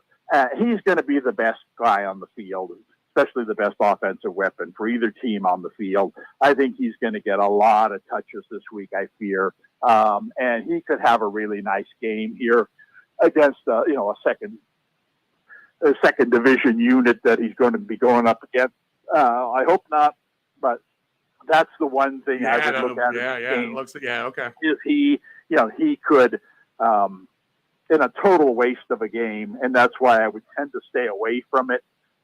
But he's the one guy that you would think, well, come on, Eckler against the second, Kansas City second string, that's low hanging fruit. Yeah, you know what? It probably is. And like I said, maybe it's just my heart saying, man, I hope not. I don't need this right now. Right. He's going to have the season. But you know what? My brain is saying, you know what? This is a guy, this is I don't think either one of us have a guy going in the late game. So this is, the fantasy championship could be coming down to this, the second half of the Chiefs Chargers game, where I've got McCaffrey out on the 49ers. He's not playing, but the other guy's got Eckler in there playing against, Kansas City's developmental squad. And this is where the fantasy title could be decided. So, I say, take a look at Eckler in this game. But if you're with me, if you're rooting for me, then, stay away from him. Under 35.5 would probably be a good play then too, right? I mean, not a good play. This is totally a preseason game for Kansas City. You have no idea what to expect. I mean, you think their first string receivers are bad. Imagine what their second string receivers are like, and their second string tight end, and their second string line, without Mahomes in there. So, I mean, hey, how are they going to score 14 points? Right. So maybe the Chargers minus 3.5, as bad as that sounds. Let's not get carried away. All right, the night game with the Bills and the Dolphins minus 2.5, 48.5. So money is coming in on Miami. Both of these teams have proved not to be trustworthy in key moments, for sure. I think at the end of the day, still maybe a little bit better offense just because of Allen over Tua. Tough game, but Buffalo blew them out earlier in Buffalo. Is this a game in which Buffalo goes down and handles business, Dave? Or is this a game where Tyreek Hill can run all over the Buffalo defense that has been bad at times as well in the secondary? Both of these teams, I don't know. It's kind of like you're talking about up and down, up and down. You feel like both of these teams are like that a little bit. If I have to trust anyone, I'm going to take Buffalo on the road here, though. And I think they'll get into the playoffs. But what do you think? You think Miami wins this game? You think Buffalo has it 48.5 in a tight game in which, the collar could get tight there a little bit towards the end? Maybe that's too many points too. Or can this be an all-out shootout Sunday night anyway? What do you got? Well, I mean, to me, all signs point to Buffalo. I mean, they're really rolling at the end of the season. They're healthy. Miami beat teams early on in the season. Not good teams, mind you, but when Miami was at their best early in the year, it was because they had this offensive juggernaut with all this speed and all these weapons and how we could possibly defend this group. Well, they've lost Waddle. So they're down to huge. one, that is huge. Quality wide receiver, and Mostert is injured, if I'm not mistaken. And so they still have Achane, who's been injured, as an injury waiting to happen, it seems. And so you've got four great offensive weapons, and I think you're down to two of them. And that's like I said. The reason they've been beating teams is because they've overpowered you with all of their weapons. Well, they're at 50% manpower there now, and playing a red-hot team coming in that's firing on all cylinders. I just don't see how you would think that, well, this is a good spot for Miami. And so, I'd like to see Miami win. I think they're a fun team to watch. I hope that come playoff time, they got all their guys back, but I just don't see them being healthy enough and, this type of game to say that, they're the better team over Buffalo. I think Buffalo's the better team. The only thing Miami's got going for it, other than playing at home, is the fact that, they've got the incentive of the revenge factor. All right, well, you know what? I think that does count for a little bit, but it would be nicer if they had all their weapons there. So Allen owns the Dolphins too. He hasn't. He's something ridiculous, like 7-0 against them in his last 7 games. So Buffalo has just had general success over Miami, anyways, here in recent years. And I heard, again, I don't think this is going to be a factor at all, but it would be interesting if in some way, shape, or form it turned out to be. I think I heard that Allen and Hurts are tied for the all-time record for rushing quarterback, touchdowns by a quarterback, and that's going to be, decided or broken or whatever the winner, is going to be decided this week.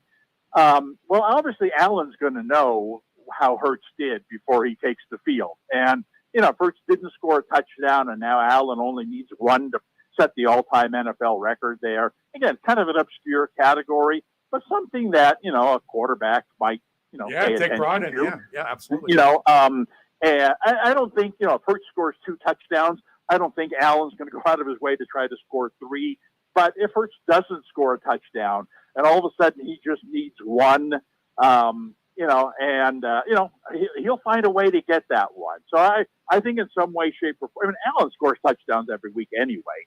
I think in some way, shape, or form, in which should be a fairly high-scoring game, I think he'll find a way to score a touchdown in this game. It would be the one play, I think, that I would take. I think they have no option but to throw the ball to Hill a lot. I think Hill will have good passing numbers, but, Buffalo's going to be all over him, with a good defense. I don't think this is going to be a monster game for Hill as much as, he might get 15 targets in this game. I just think a safer thing would be, you're asking me if Allen's going to score a touchdown in this game, I would say yes. The good long shot number would be on Gabe Davis, I think, at plus 280. Now, to me, he's had a quiet 7 touchdowns, and I've hit him one time. I feel like he's just burned me too many times, so I'm just reluctant to take him. And I think that's mainly from last year or the year before, whichever year he didn't follow up that great performance in the playoffs against Kansas City. I lose track of time at this point. But he does very well with this kind of coverage that Miami has on defense, looking into things this week. And he's done very well against Miami himself. So plus 280, that's a good long shot number for a touchdown, I think, on the receiving end of things for Buffalo. Let's see. Anything else stick out in this game to you? No. Last one of the season. Like I said, to me, it's all about what can Allen do on one end, what can Hill do on the other end. And I just think Allen will get less resistance in that quest. And like I said, he seems to score a touchdown every week. He might have an incentive to score a touchdown when push comes to shove here in this game, which would even be an added boost. But to me, he's, give me one thing in this game, fun game to watch, and that would be, I think Allen will find a way to score a touchdown. What would be your correct score if you had to guess it? But I think this is 27-24 Buffalo. All right, so that would be slightly over and Buffalo covering 2.5. So no blowout, just enough to get done and handle business. Yeah, I think I think Miami's got a chance to win this game, just because when you've got Tyreek Hill and you've got Achane, you've got two guys who you got a puncher's chance. Yeah, right. Exactly. Well stated. Okay. All right. That's our final game for the regular season. How about that?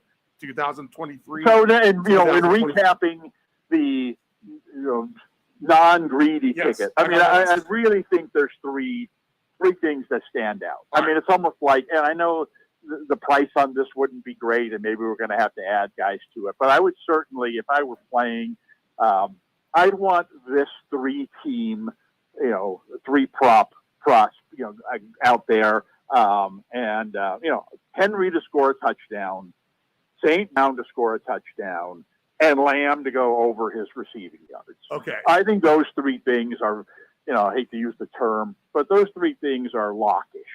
All right. So for this week. Now again, you throw those three things together, and what are you gonna get? 6-1. Well, I'll tell you what, we're moving lines, Dave, because the Henry touchdown prop has now gone from plus 135 down to plus 120. So we're moving lines on the air. It's funny how the sports books do that. Let's see here. And then also St. Brown for a touchdown is at plus 135. So he's still the same. We'll plug him in. We'll rewind back out. We'll hop on this Cowboy game. We'll go to the receiving props. And CD Lamb is at 95.5 for his baseline. If you want to lock in those three things, non-greedy style, you're getting plus 870 on the payout. So $100 wins you $870. I think that's, I really think that those three things are very, very high percentage plays. Now, if you're really, this is a non-greedy ticket, so we're not supposed to be greedy here. But if you needed to add a fourth, a fifth, a sixth guy, maybe on a second ticket where these guys are your foundation, I would say my next three plays, would have to be, I'd say Mixon to score a touchdown. Right. I think Murray to go over his rushing total. Those two I would definitely put in there. Oh, and Aaron Jones over his rushing total. Okay, so let's add these all together. Those three I would add on in some way, shape, or form. However you do it, however you want to throw your money around. But anyway, those I'd say those would be my top six plays. And then we've talked about the greedy ticket, and that certainly would include St. Brown 2 touchdowns, Goff 3 touchdowns.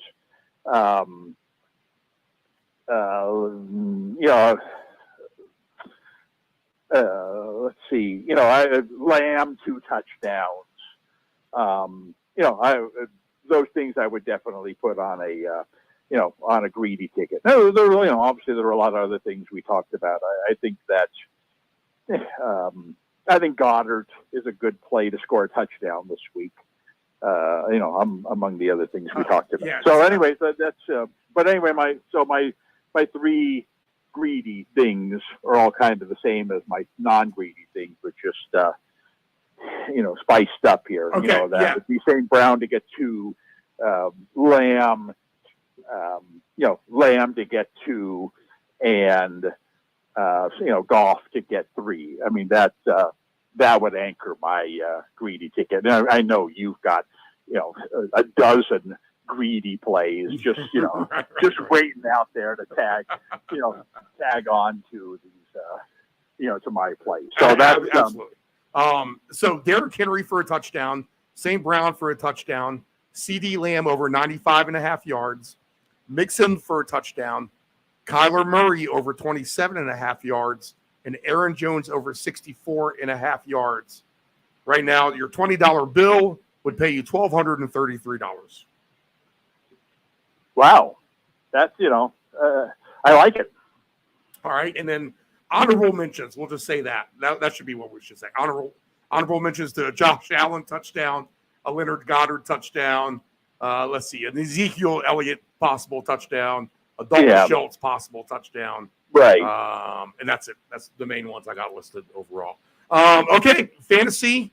You kind of hinted at it. How about that? Some of these teams do have to play last legs this week with some players sitting. So maybe your general thoughts on that, and then how you stand here to win your championship. Well, for years, and I've been around fantasy football for a long time. This has been a problem, the entire lifetime of fantasy football. What do you do with the last week of the season? You certainly don't want your championship to come down to it as a single entity. I think what ESPN has done, and that is to make the playoffs 2-week cumulative totals, has watered down the insignificance of, or significance, however you want to say it, of the last week. I mean, if you lose the fantasy title this week, I mean, there's bad luck obviously involved. If your whole season this year has revolved around, Mahomes or Lamar Jackson, Puka Nakua, I mean, these guys who aren't, Kelsey, these guys who are Purdy, guys who aren't playing this week, and if you've got one or two of them, you should be able to overcome it based on the fact that, well, you had them all available to you last week. Maybe you built up a nice little, lead, and you can afford to be missing one or two key guys. And that's the case with me and in my matchup here. Now, granted, I'm just talking about one particular matchup that might be completely different that the rest of the world is experiencing. But on my team, I'm only missing one guy this week, and that's McCaffrey, and he was going to sit out no matter whether the game was important or not. I mean, he just happened to get injured. My opponent, he's got Kamara, and again, he's not. If he sits out this week, it's going to have nothing to do with the game being insignificant. So we're basically totally unaffected by the 5 or 6 teams or 4 or 5 teams, whatever it is, that are going to be resting guys. So, and that's good. That's the way I would like it to be. Plus the fact that, so I go in, I'm 24 points ahead. Last week was, a very defensive-minded, if there's such a thing, week in my fantasy matchup. I mean, considering all the big names that both of us had going, very, very few guys had big games. Most of them had terrible games. Fortunately, I had fewer of the terrible games than he had. So I'm 24 points ahead going into this week. It's a nice cushion, but, I'm missing McCaffrey, and he's got all of his guys, maybe except for Kamara going. So it's still very much up in the air. It starts tonight. I need Taylor to have a nice game tonight. If Taylor puts up 20 plus points in the game tonight, and I'm already up by 24, then I go into tomorrow with a nice cushion. So that's what I'm looking at right now. And I fear, my biggest fear on his team is that he has Eckler. He's kind of got the last shot. He's while I've got McCaffrey on the sidelines tomorrow afternoon, he's got Eckler, playing against the Chiefs, G League team. Like I said, I hope if it comes down to that, I hope I got like a 40-point cushion because I might need it.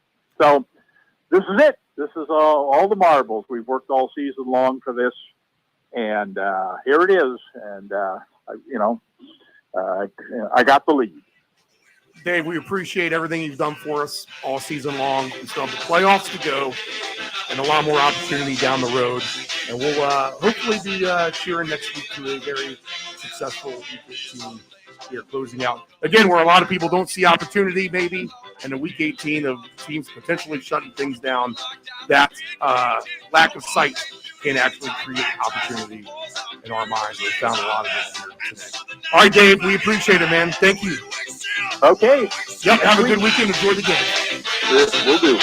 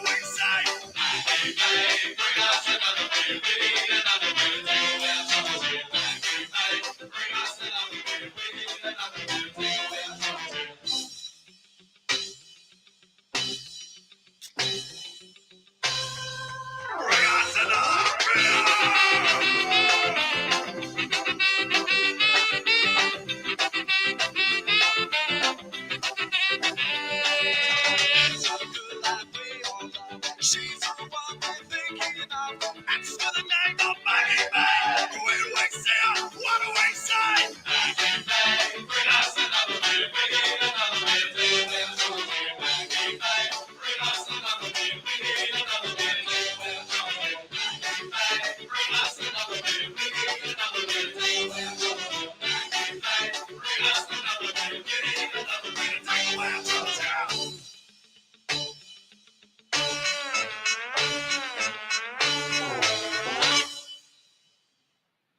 Dependable Solutions can provide all voice-over services for your advanced audio production needs. Think of us as an inexpensive option, no matter what the size of the project is. From one-word cameos to full-script productions, contact Dependable Solutions at 757-354-5517. Know your gambling limits. Don't ever bet what you can't cover. Wagering on sports is only fun when you do it the right way. Not every bet will win. When you get on a bad run, know it and avoid trouble. Know your gambling limits.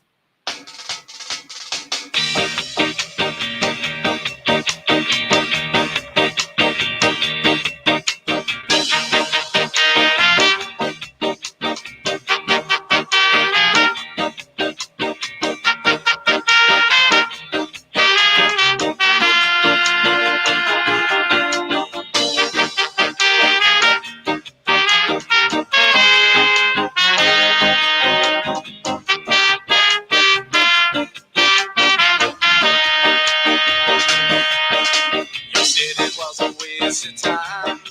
You said that I would change my mind. You said I'd lose my only chance to go and get out. It turns out you don't really know what you've been missing, my friend. And you might have her now. I got something better.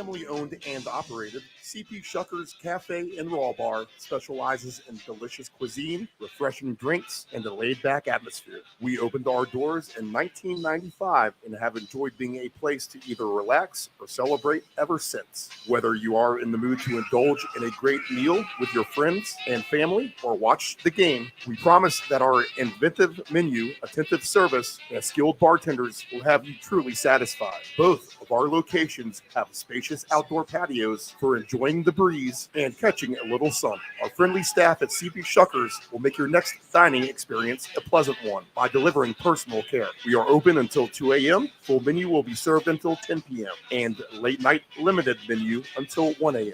For larger parties, please give the location of choice a call. Pacific Avenue, 757-425-8676 or Shore Drive, 757-412-2929. More information at cpshuckers.com. Thank you for your continued support and have a shuckin' good time. Control your alcohol. Don't fight. Don't drink and drive. Your one punch could kill someone. It happens. If you're behind the wheel, you may think you are fine, but then the other driver is under the influence of texting, and then you are done. Control your alcohol.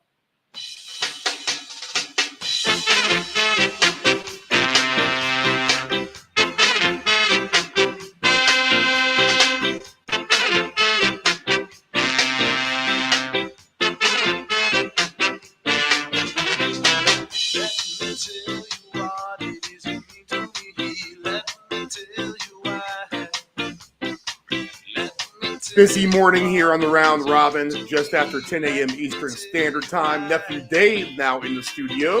Good morning. Nephew Dave. Feeling good about himself after the Edmonton Oilers able to cap off a nice ticket for him last night with the running back props there, Dave, right? You got the Najee Harris and Singletary, and both of those system play favorites to win outright on the money line. So good hit by you. Good job. Thank you, sir.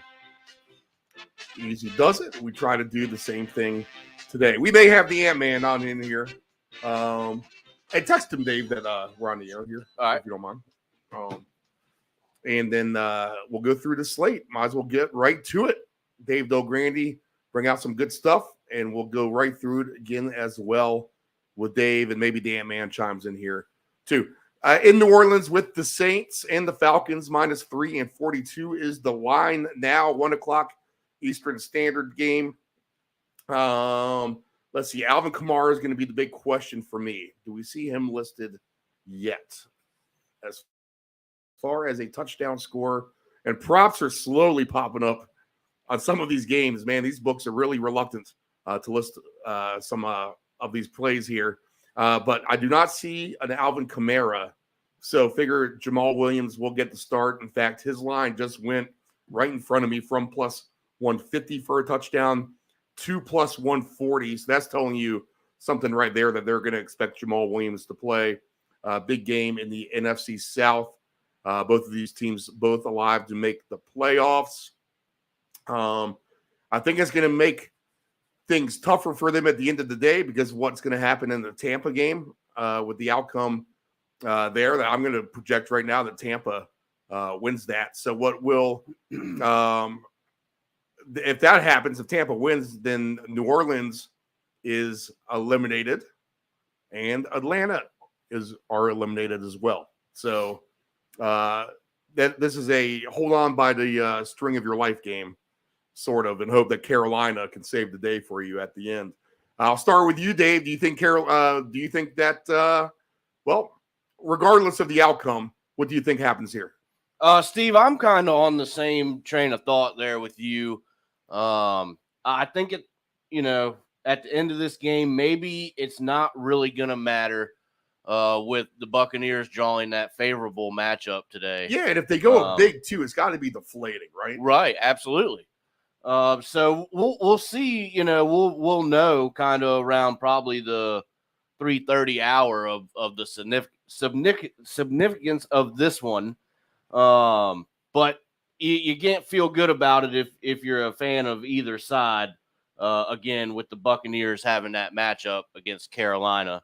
Last game of the year, crazier things could happen, Steve. But I just have to feel pretty good about the Buccaneers getting it done. All right, so touchdown scores are listed. Bijan's plus 100, Jamal Williams plus 140, Olave plus 165, Taysom Hill plus 210, Algier plus 220, Juwan Johnson plus 250. He's been getting in the act recently. Shaheed plus 280. Drake London plus 290. There's Jimmy Graham at plus 480. We haven't seen him for a few weeks. My man A.T. Perry all the way down to plus 650. I really don't get that.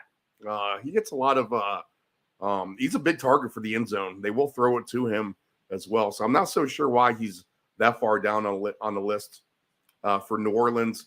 I think New Orleans, regardless, will win this game at home. I just don't think Atlanta's very good. We don't even know what Atlanta's going to have here as far as a quarterback. Right now we have Taylor Heineke listed instead of Ritter. So the Saints defense may be able to feast on him a little bit.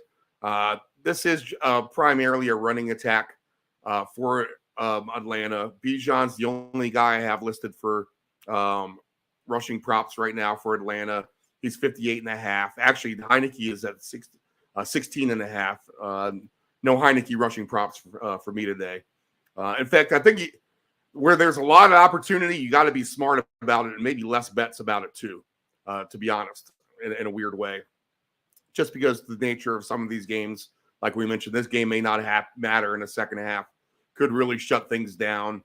Bijan plus 142 for 70 yards. See, nothing like that, like a Bijan for 100 yards at 4-1. I just can't get on board on anything like that today. I just can't. I think the Jamal Williams one is a good idea. Del Grande brought that up, especially if Kamara is out.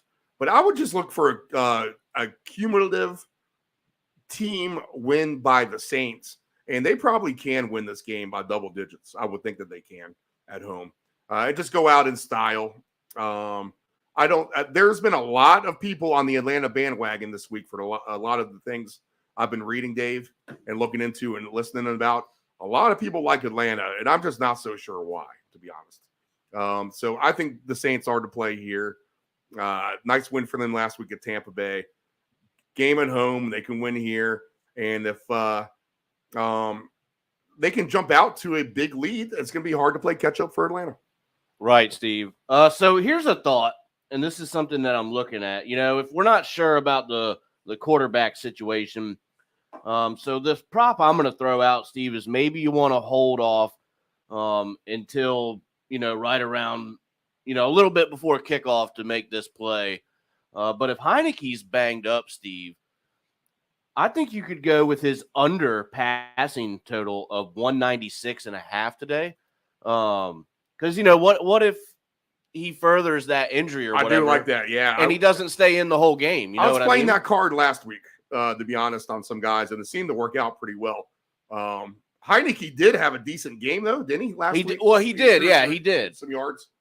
But I could see that for sure. I could see him getting banged up. And, generally, they're just a rushing team anyway. Right. And this is not to say that, hey, we're sitting here watching the game and we're hoping, Taylor Heineke gets hurt for that cause. We never hope that. But it's just an angle, I think, that you can wiggle into. One, as you mentioned, Steve, they are a rushing team. And if he's banged up, maybe they're only going to throw it when they feel like they, have to throw it. So under 196.5, Steve, is probably what I'm going to take away from this one. And by nature, on a lot of these games, we really will talk about a lot of 2 touchdown scores and stuff like that. And I can list them for this game.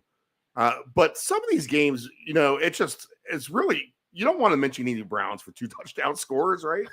I mean, so when it gets to that kind of thing today, we really will not be doing the full deep dive. Maybe, in fact, in this game, there are no 2 touchdown scores listed right now, at least on mine with the Falcons and the Saints. I have them, Steve. What do you want a couple? Yeah. Alvin Kamara plus 500. So they have him listed on your book. They do. Okay, it's interesting. Bijan Robinson plus 550, Jamal Williams plus 650, Chris Olave 10-1, Taysom Hill 11-1, Rashid Shaheed, he is 19-1, Tyler Algier 22-1, Juwan Johnson, 25-1. And then you can probably stop there. We'll give a Kyle Pitts at 25-1 too. What's A.T. Perry? A.T. Perry. You'll love this, Steve. You'll probably end up playing this one. A.T. Perry, 75-1. Right. And I'll say this: if you see Jamal Williams and Kamara both listed, don't play the running backs. And I don't know if you would play Kamara because he's banged up anyway. Right. But I guess he's going to try to give it a go as long as maybe they're in the thick of it here. We'll see what Tampa Bay does. Well, I probably have to go right to that game. How about that? Tampa Bay and Carolina. So I'll skip down on my list. They should have these guys grouped together on my odds board. The games are assigned a game number usually in the sports book, and that's just where they are on the list. They don't do it by divisions, in which when you group them together on the week 18, you probably should just put them together like we will now. So Tampa Bay and Carolina. Tampa Bay is minus 3.5 and 36.5. Again, the Carolina, their owner is throwing drinks on the Jaguar fans last week. They got skunked. Bryce Young just isn't good. At the end of the day, the Buccaneers are and Bryce Young may get better at some point, but he's just short. Let's just say that. I mean, he's a little guy. It's tough to play quarterback in the NFL when you're a little guy. But the Tampa Bay Buccaneers just have more veterans. They are a seasoned group. They have experience overall. Baker's been to the AFC Championship game. All right. So he's been there against the Chiefs with some of those better Cleveland teams. I would fully expect Tampa Bay to have a good game here today. And they are laying 3.5 and 36.5. I could see this as a sneaky over as well, just from the Tampa Bay angle. They could get anywhere from 28 to 35 points themselves. So you got to trust Carolina to get 10 anyway. And if Carolina definitely does have a decent game somehow on offense, then I think this game surely goes over. But I think Tampa Bay is going to get their fill. And for that reason alone, I would take them on the alt line today as well. So Tampa Bay is going to be one of my plays. Del Grande said he thinks Baker is going to have a good game. I think Mike Evans can definitely have a good game. I mean, he's been the go-to guy for Baker all year. So who are you going to trust in this scenario today? And I think he's going to put his trust into Evans. So I'll look at Evans potentially to have 2 touchdowns. Numbers for the Buccaneers, if you like them on the passing props, Baker's 223.5. So I think he could go over his yards for sure. You're getting plus 320 at 275 plus for Baker on his passing yards. Let's see here. Bryce Young on his passing yards is, they don't even have him listed, but his baseline is 184.5. Baker for touchdowns is an interesting one. 3 touchdowns for Baker is at plus 470. So I would look at that for a touchdown. If you're going to take 3 or 4 quarterbacks today in a parlay, I think Baker is a good one to throw in there for 3+ touchdowns at 470. For the 2 touchdowns, for the touchdown scores, and I'll do the 2s. Rashad White minus 105, Evans plus 115, Chuba Hubbard plus 130, Thielen plus 260, Godwin 3-1, Shark plus 390, Trey Palmer plus 500, Otten plus 300. 2 touchdown scores. I mentioned like Evans, he's at 8-1 today. Hubbard A plus 850, Thielen 27-1, Godwin 29-1, Cade Otten 42-1. Will make for a good long shot one. Rashad White 6-1, Dave. So what do you like in this game yourself? My first thoughts are, Tampa, all they got to do is win and they're in. So you got to think that, as you mentioned, this vet group is going to come out very motivated. Again, they have probably the best matchup at this time of the year that they could ask for in this position. So I like them, Steve, anywhere from 5.5 to 9.5, I think. Let's not ask too much and get too excited, but I think we can move this line for sure.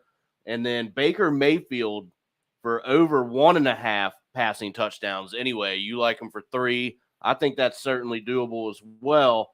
But you know me with the little bit more conservative approach at times. So I like over 1.5 passing touchdowns for Mayfield as well.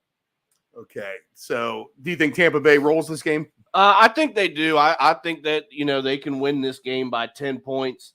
And I like the Cade Otton prop a little bit. I've played it, and when I have, it's ended up working out for me. So that's always a sneaky one that is certainly able to cash. So I like that as well, Steve. But I think the Buccaneers should definitely have their way today.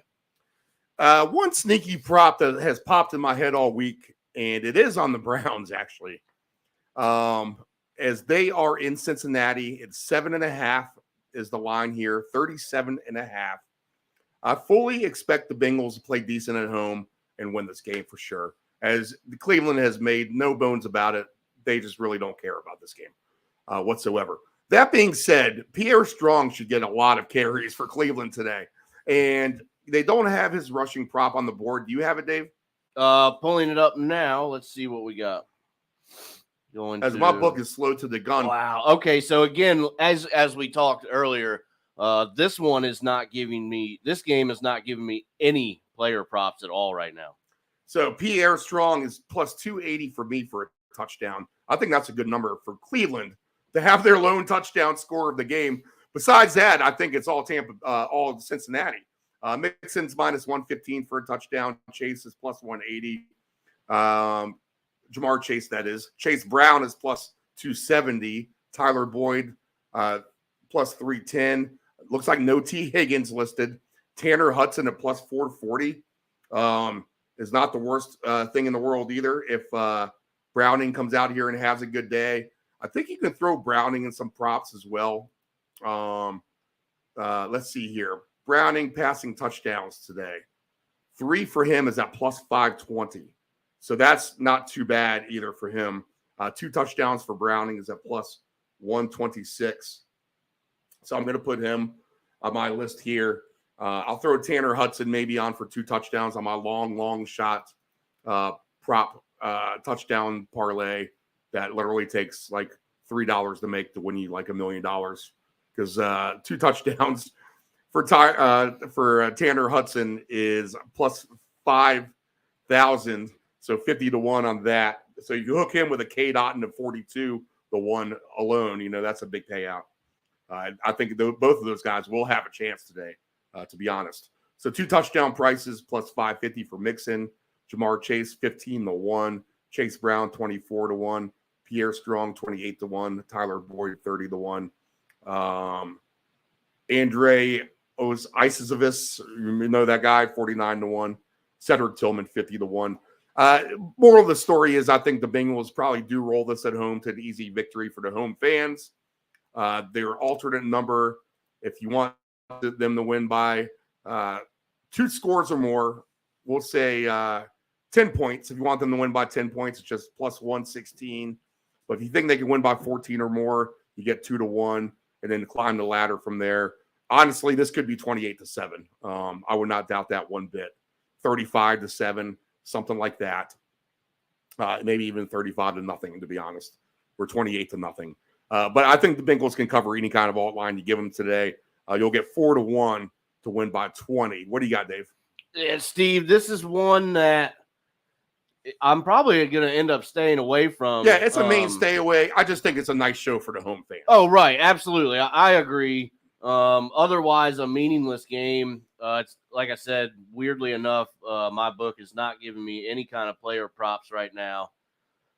So that, doesn't really draw me to this one. But Steve, if I wanted to do something, I would go to a game prop. You think Cincinnati's going to get theirs? I'd like to think Cleveland will get, 1 or 2. And if it's Pierre Strong, then that'll be a rushing touchdown. So Steve, give me both teams for a rushing touchdown today at plus 180. All right, that's fair. That was fair for sure. Well, let's see here. All right, so we'll move on from that. That's easy enough, right? Jacksonville is at Tennessee. Jacksonville minus 4.5, 42.5. This line's been bouncing all over the place with Jacksonville as a favorite. This is the last hurrah for Derrick Henry. So an ode to Derrick Henry potentially in Nashville. Vrabel's going to be the kind of guy to show him the utmost respect, let him go out in style. For that reason alone, I love him for a touchdown and even 2 potentially. I'm not so sure Jacksonville can win this game to win the AFC South. This might be Houston's for sure. I think Tennessee, if there are live dogs on the board, I think Tennessee is one of them here. That being said, the line has moved towards Jacksonville this morning. Interesting game overall. What's your gut instinct here? This is tough, Steve, because I don't trust Jacksonville. They've shown that down the stretch that they are not to be trusted. So, Steve, maybe the Tennessee Titans, but man, it's hard to say because you got to think Jacksonville is going to win because they have to. But again, they just haven't showed me enough to do anything with them. So again, Steve, this is another tough one that I'll probably need to take a little bit better of a look at. Well, Trevor Lawrence hasn't been listed as official yet either. The only prop I have, unless what do you have for passer props, Dave? So here's the thing: I don't even have passer props. I have Right. receiving and rushing in this game. Let's see what we have for Lawrence here. This is just recently. Still undetermined. So they're really playing that card close to the vest here. We're not going to find out closer to later. Right. For that reason alone, and maybe with your quarterback props there, Dave, with your over-unders, if you wait till kickoff on those, you can throw him on the injury list of whoever plays. Right. Lawrence plays for Jacksonville. Throw him on your Heineke under ticket as well. I'm just going to trust Derrick Henry at home more than anything here, and I think it's as simple as that, to be honest. I think Tennessee does have the chance for the outright upset. I'm not willing to pull that trigger. I need some receiving yards and the Kelsey to somehow – they say they're going to play Kelsey to try to get 13 yards for 1,000. So if they do that, then my prop is back alive with Calvin Ridley. So I'm going to need Calvin Ridley to have a big day for me to win that prop. I'm going to have to rely on whoever the quarterback is for Jacksonville. Ryan Tannehill is listed for Tennessee, 196.5 for him. His passing touchdowns over half a touchdown is at minus 188. Other players, though, let's see, Ridley's plus 155. I just don't know how you can go with any of the Jacksonville guys until you know who the quarterback is. If that's Beathard, I don't think you get many. I wouldn't suggest anything on the Jacksonville side, to be honest. It's Derrick Henry or nothing. And how about this? This line has moved. Derrick Henry, who was a plus number yesterday, is at minus 140 now as an anytime touchdown scorer. He was at plus 120 yesterday, so that has moved from plus 120 to minus 140 for Derrick Henry. Hopefully you got the best of that number early yesterday when we talked about that on the show. So anything else here, Dave? Nah, I don't think so, Steve. I am going to take a shot with Henry at 60-plus rushing yards. You at least get a plus number from it. If this is going to be the ode to him, then why not? All right, the Jets and the Patriots, the final State of the Union of the Patriots address of the season. They've been playing hard for the coach, but if you read that article that came out this week, not sure who it's by, not sure what publication. I just perused it myself, but they went ahead and did a chronological timeline of the dysfunction of the Patriots locker room inside the locker room, and it's pretty telling, to be honest. Like Mac Jones and Bailey Zappi aren't even friends. Did you know that, Dave? No. Like they don't even talk to each other, stuff like that. So you would think by all of that the Bill Belichick regime is over with. And we'll say this, I don't think he cares about the draft pick either way.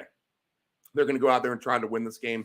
I think for the coach, there's no laying down for New England. Where the Jets, I couldn't trust anything with them. This line is down to 29.5 now. We do have the same weather you saw in Baltimore yesterday is now trekked up the coast to New England. A little bit more ice, though. It's a little colder out there, so maybe worse conditions, actually. The touchdown scores today, Zeke is plus 140. You'll get good numbers on touchdowns, that's for sure. Brees Hall plus 180. Garrett Wilson plus 330. Demario Douglas plus 450. Kevin Harris plus 550. Mike Gesicki plus 550. I mean, these are the guys at the top of the board. I mean, that is insane. You could do the old school New England defense, Jets defense parlay, plus 750, plus 800. And I would take New England on a defensive touchdown today. I could see that. Yeah. At plus 750. So I'm going to have to throw them on a ticket somewhere for the Pats defense for a touchdown. Let's see here. I should be writing down any times. So Strong, the Pats defense. All right. Pierre Strong and the Pats defense. There's your 2-game parlay, Dave, for the rest of the afternoon. But I think they win for Belichick at home, and I think they can actually win this game by a couple of scores here. I don't know what we're going to get from the Jets. Not so sure why the line's 1.5. Man, wouldn't it be like Belichick just to bust that over up? Just for everyone who thinks this is going to be a low-scoring game. But slop will dictate otherwise. I think it is a slop fest. Patriots 13, Jets nothing. Final score, Dave. What do you got? You know what? I actually really, really like that because I'm going to go with the under here. I have it set at 29. I'm gonna fire it. It's the last game of the year. The beginning of the year, the unders really got to me. They did not cash, but again, last chance here, and with these two defenses, I'm just not so sure about the offenses, Steve. So give me the under here. All right, so a farewell in Foxborough for Coach Belichick. Patriots look to move forward. In the end, the true end of a dynasty, really. I mean, it's been over, that great team, but, the last remnants of it anyway, besides the owner himself. All right, last 1 o'clock game is with Detroit and the Vikings, -4 and 46.5. See, when there's things kind of decided, like the Browns not doing much, Dave, this makes it a lot easier to get through the show It here. does. We're moving right along. All right. So the Vikings and the Lions, Campbell has made no bones about it. He wants to come out and win this game and win it emphatically. Vikings are still hanging on for their playoff lives. They basically need a win and everyone else to lose to get in, or tie or something like that. So the Vikings need help and a win here. I think they're going to be outmatched at the end of the day. I think Detroit's going to come out and try to put their A game up at least for a while. I think they can cover this 4. I wouldn't doubt this is a higher scoring game either. I think we might be able to get some points. Both of these teams are lacking defense at times. Anytime touchdowns today. Man, I just do not trust the quarterback situation in Minnesota either. Jahmyr Gibbs -120. Jefferson -105. Man, I could see Gibbs getting saved for Montgomery today. I could see that him being one guy not in there, so I'm kind of reluctant to take him. I don't know if Jefferson's going to be able to get the ball really from Mullins consistently. He's -105. There is Montgomery at +115. I think that's fair. 55. I like the St. Brown angle with the incentives for golf at St. Brown. St. Brown's pissed about the Pro Bowl as well. +140 for St. Brown, I think, is a good number for a touchdown today. Jordan Addison +170. Laporta +170. KJ Osborne +170. If you want to do 2 touchdowns today, let's see. Gibbs is 5-1. Jefferson +650. Montgomery +750. Chandler +900. St. Brown 11-1. Addison 12-1. Laporta 14-1. KJ Osborne 12-1. Reynolds 24-1. What do you got, Dave? What do you think? I'm going to play Nick Mullins under passing yards. He is at 268.5 Wow, right now. Yeah, I see 265, so that's a much better number. I could see that for sure. Does that not sound like a lot of yards for him? Yes, it does. I'm not quite sure what the deal is with that. Nick Mullins for 2 touchdown passes today is +100. I guess they think that they're just going to air it out everywhere. I don't know. I don't trust it. Like you said, Steve, I don't trust the quarterback situation there. So give me under 268.5 for Nick Mullins. The Detroit Lions take care of business and ride off into the sunset, awaiting the playoffs next weekend. I'm wondering if I wouldn't even take a shot at the Lions' defensive touchdown, as bad as their defense has been. Just because they could run away with things, just like you said, and make this a super over game. Detroit defense plus 650, which is a favorite over the Minnesota defense, which is supposed to be better, right? 9-1 for the Minnesota defense. The passing props today, Goff 212.5, Mullins 265.5 is what I saw. So Dave sees better. Receiving prop wise, Jefferson's 100.5, Jordan Addison 50.5, Gibbs 26.5, and no one else listed for me. So we don't even see St. Brown, except for on the touchdown props. You might have regular receiving yards for him, Dave. Let's see here. What do for Brown? Yeah. Let me Lions total points for the game 25.5 seems a little light as well. Vikings 20.5. I'm not so sure they get there. First half total 23.5 overall. Yeah, I'll pass on that. I do not have the St. Brown passing yards right now. So the book is putting it to me right now, Steve. Right. You're going to have to shop around, Dave. You'll find some numbers. Yeah. Me too. I'm missing some things that you have. Okay. Let's see here. So Lions win at home, you think? I think so. Okay. 4 o'clock slate. Let's start with the Packers and the Bears. Line back up to 3 now. Was down to 2.5. Money coming back on the Packers this morning at -3, 46.5. I think there's a chance, and it has. The game this has gone up from 5 to 46.5 now. The over/under. So I've already played it, but I think this could definitely be a higher scoring game. The money's moving like that. There's been a few of these weeks, Dave, where all these teams are playing at the same time, just trying to outscore each other like crazy. Right. So we could get some of that today in some of these games. Don't be shocked if we have a lot of higher scoring games today. Teams just letting it loose, letting it all air out, trying to win. I mean, there's been plenty of weeks, week 18s, where that's been the case. So I like the over in this game with the Bears and the Packers. I think that's one of the better plays of the week. And everyone's in on the Bears, which makes me want to take Green Bay, to be honest. So I'm going to take Green Bay. They were good to me on the alt line last week. I think they can do the same thing again this week. And you're getting a good number on Green Bay to win by 13. You get plus 350 on that. So that's a great number. We're going to have to take a shot on the Green Bay alt line as well, I think, today. Just because everyone's on the Bears, Dave, it's just weird to me. Give me Green Bay and give me a higher scoring game overall. As far as pinpointing props, I'm not interested in doing that today on this game, but I will go for the points and the over cumulatively amongst everyone. But Aaron Jones is -105 for a touchdown. Herbert's plus 135. Fields is plus 130. Jaden Reed, you can always throw him in for one. Jaden Reed's been great. So we'll have to throw him in a parlay for a touchdown. DJ Moore plus 140. Christian Watson plus 155.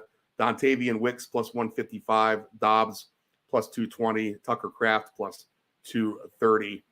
2 touchdown scores for this game.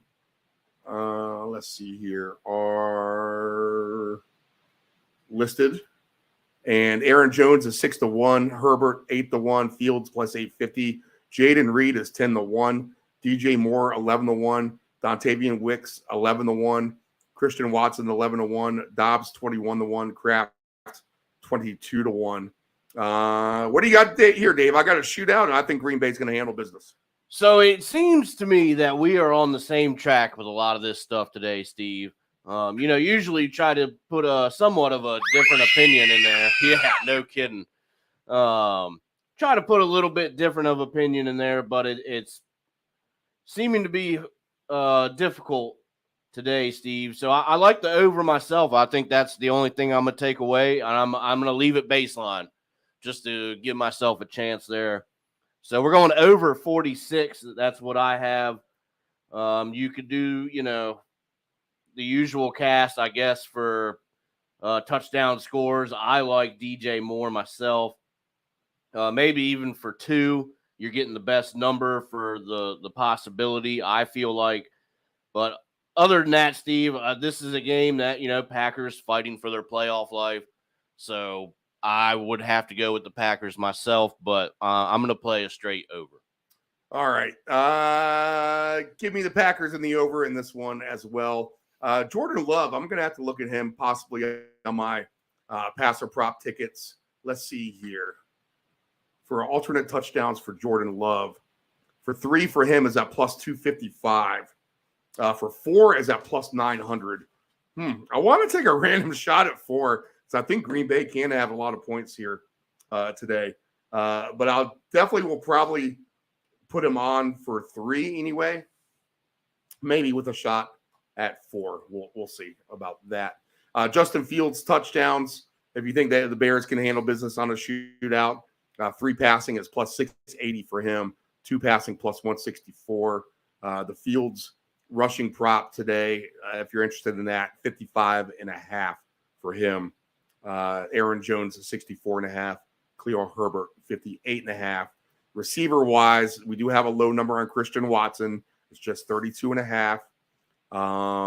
Tucker Kraft 28.5. Jaden Reed, I think, is too low at 44.5. Dobbs is 33.5. Aaron Jones 19.5. So go ahead and give me the Jaden Reed touchdowns and his receiving yards for sure. But they spread it around Green Bay. I'm going to trust in the passing numbers of Jordan Love as well. If he's 246.5, he's going to get a good number on his alternate number for passing yards, I think, today. 300 plus is plus 320. 325 plus is probably the angle I would take over the touchdowns. 325 for Jordan Love, I think, is in play at plus 630. How about that for a number? Yeah, there you go. Pass yards. Why not? Last game of the year. Give it a ride. Right? Let it rip. Okay. State of the Union of your Washington Commanders, David. Final game against the Cowboys. You will have a new coach next year. Sam Howell is your quarterback today. Dallas Cowboys looking to clinch the NFC East on your turf. So how does that break down all in your mind today? Well, Steve, they're definitely going to probably end up doing it. I don't trust anything here with Washington. This season just can't end soon enough. Not at all what we thought that it might be. So very disappointing. Looks like the number 2 pick in the draft coming up. So we'll see what happens there, what they decide to do with it. There's just so many problems there. I'm not even sure what you do with it. So they have a pretty tough decision to make there in the front office. And again, come draft time, we'll see what they're thinking. But Steve, other than that, I mean, this is probably going to be a complete smoke job by the Cowboys, looking to win the division. So they still have some motivation to show up and play this game. And our defense, our defense couldn't probably stop Alabama. So why is there any stopping the Cowboys today? Just get it over with. Hopefully it goes quick. Cowboys roll, Steve. Yeah, well, they like to run up the score too, is the other thing. It's not right. They chill, but maybe they will if they get up big and they I don't know. I think big for the Cowboys is 28, and then maybe they let off the gas. They want to get this division, and that helps them out for sure when it comes to hosting playoff games, et cetera, et cetera, et cetera. They want to have a game at home for sure. And all the incentive is there today. Cowboys on an all line. If you think they can win by 24 or more, you get plus 320. CeeDee Lamb, his receiving numbers today, over 95.5 is his baseline. We talked about with Del Grande, his absurd payouts on his big numbers, which he thinks he can get today because there's the push for him to be NFC Player of the Year by the Cowboys a little bit. CeeDee Lamb for 150 yards is plus 410. For 175 yards, Dave Del Grande thinks he can near 200. Is at plus 800 today for CeeDee Lamb. Passing prop wise, Sam Howell 213.5 is his baseline, which that seems a little low to be honest. And Dak Prescott 278.5 is his. Receiving prop wise, the Commander receivers, McLaurin's 58.5, Logan Thomas 23.5, and Curtis Samuel 33.5. I don't have Dotson listed. Is he hurt? I'm not sure, Steve. I don't have him here either. I didn't think that he was. So odd that he's not listed, but I don't see him either. Pollard is at 15.5, CD Lamb 95.5, Ferguson's 39.5, and Brandon Cooks is at 40.5 receiving yards. Rushing prop wise, let's see here. So that's going to be all. Well, I just have Pollard listed as 61.5. Yeah, I have Prescott and Pollard, and that's all I have as well. Interesting. So no word on Robinson or Rodriguez Jr., although Robinson's listed as a anytime touchdown scorer at plus 185. Pollard is minus 160. CD is minus 160. Ferguson plus 175. I believe Rodriguez is hurt. He got hurt last game, so he's not playing. I do have Dotson listed at plus 380 as a touchdown scorer. So, again, beware. If you see a guy not listed as a rusher but as a touchdown guy, I mean, oof. All it takes is one play for this person to go in and you lose your money, and that's all they play. So just buyer beware and all of that, especially today. I'll give you one, Dave. How about the Dallas defense plus 390 for a touchdown today? Yeah, why not, Steve? So pair them up with the New England defense maybe as well. I will take CD Lamb to score a couple of times. He's plus 370 to do so. We'll get into our 2 touchdown scores later, which I will not have nearly as many. No, not at all. Steve, I'll tell you what, though. One thing I am going to do with this game, Terry McLaurin needs 56 yards for another 1,000-yard season. So I am going to play his baseline of over 59.5 today. Just because you got to think they're going to be somewhat motivated to at least salvage something and get him his yards. So we'll play a Terry prop today as well. So what does he need for yards? He needs 56 to 1,000. He needs 59.5 for his baseline. So he could get every bit of 80 or 90 yards maybe even in this game. Okay, 10-4. Good note there, Dave. Good to see that as an incentive. And there are a bunch of incentives today. Players, the numbers are baked into what they're giving you. Baker Mayfield does have those incentives today. Goff does as well. Let's see, Kelsey, if they play him, will as well. One last night, Ferguson got there, or not Ferguson, Schultz. No, if Schultz was just short of his, right? Yeah, just short by like 2 yards, right? So he did not get he got his catches, 5. He got, that's what he needed. And I think and his receiving prop yards 46, right? Yeah, it was low. Yeah, he was low on that, although I bought it down to 40 like a smart guy. Oh, so you got it, but baseline he missed by 4. Yes. Yeah. Yes. All right. So know all of that going into it today as well. All right.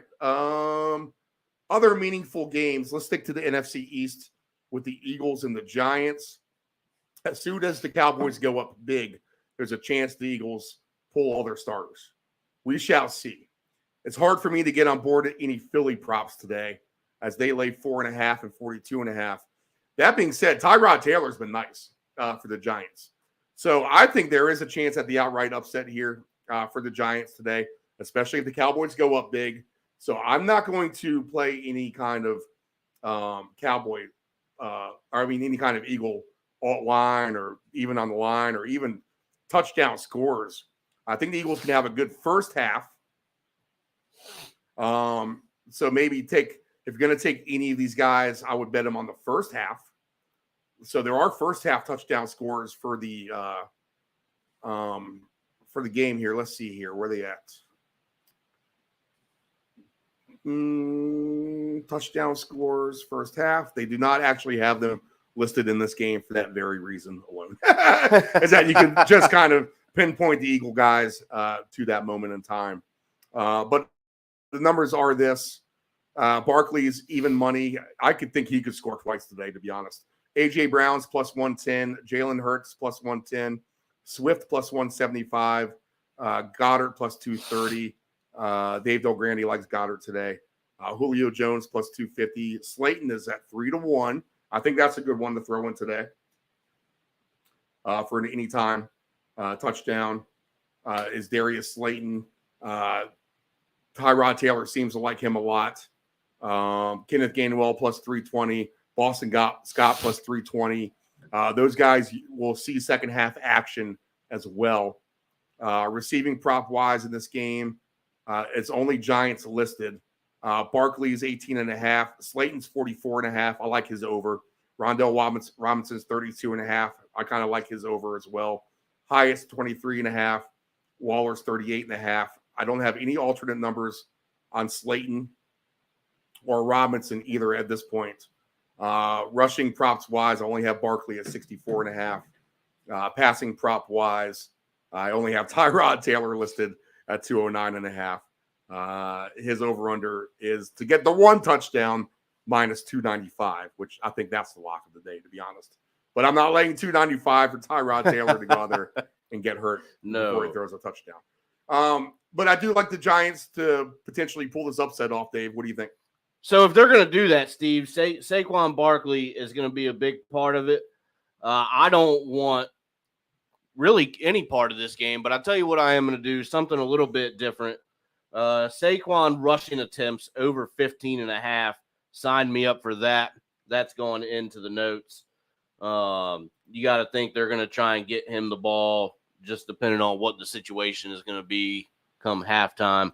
But you got to figure he's a big part of what they're going to try and do today with the upset. So I'm leaving everything else alone, and I'm just going to go with some Saquon here. Yeah, I think this is mainly a stay-away game. But if the Commanders keep it close, this game could fly over 42.5 if the Eagles are in there trying to win this game. So it's going to be up to the Commanders to put some points up. In fact, you could have a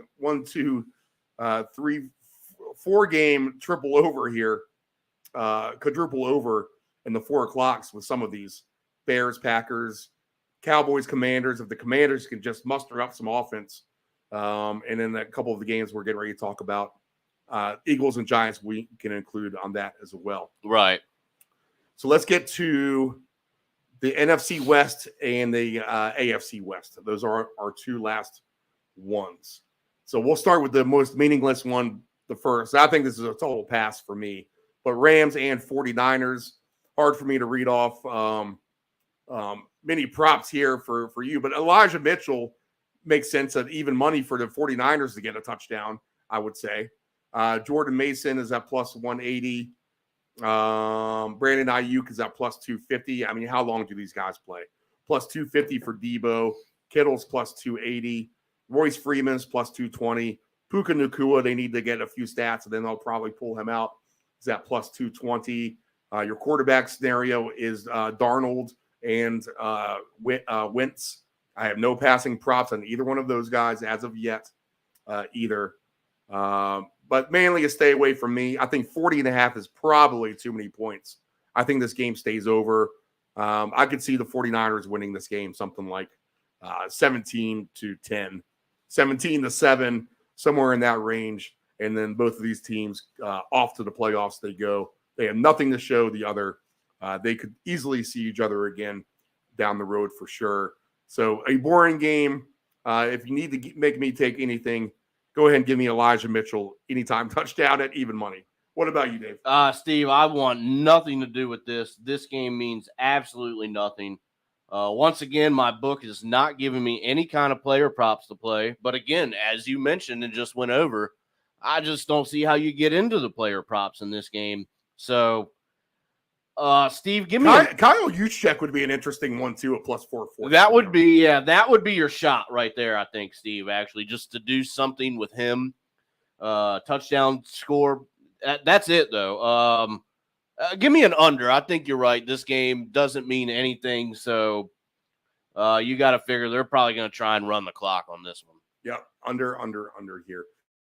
Tutu Atwell plus 380 is interesting for a touchdown, to be honest, on the Rams side. Because I think they might want to get Wentz to throw the ball a little bit anyway. In case something happens right down the road, they're going to want him kind of primed, right? I mean, this are the oddball things you got to think about here. Is DeMarcus Robinson listed as an anytime touchdown scorer? I don't have him listed. But Tutu could be the man at plus 380. That's an interesting one. I'm just going He certainly could, yeah. He started off phenomenally and just kind of faded once Robinson came and emerged there for the Rams. Okay. Other game in the NFC West, which has a greater, more importance for Seattle, -3 and 47.5. We saw the Cardinals ruin the season for the Eagles last week for the most part. Kyler Murray's been on a mission, I feel like. Trey McBride's been great. Connor's been great at running back. And here are the Cardinals hosting the Seahawks, who need to do everything they can to get in for their playoff life. I think this is a complete over game for sure. Oh, absolutely. I think the Cardinals can have their way at home. I think the Seahawks can have their way on offense as well in that regard. So I think it's a green. This is one of the few full green light games I'll give you on both sides. Really, on mainly both sides. So I think some of the other bigger over games are because of one team. Let's see here, where I think both of the teams can contribute in this week. Does that make sense? Absolutely. So numbers on this: touchdown scorers. James Conner -115, Kenneth Walker +110, DK +125, Lockett +185, Jackson Smith and Jigma +180, Kyler Murray +190, McBride +200. Passing prop wise, Kyler's at 220.5, Geno 263.5. Receiving prop wise, Connor's 13.5, Rondell Moore 23.5, Greg Dortch 34.5, Trey McBride 52.5. Wow, I kind of like that over, to be honest. Tyler Lockett is at 50.5. Metcalf is at 70.5. Walker the third is at 12.5.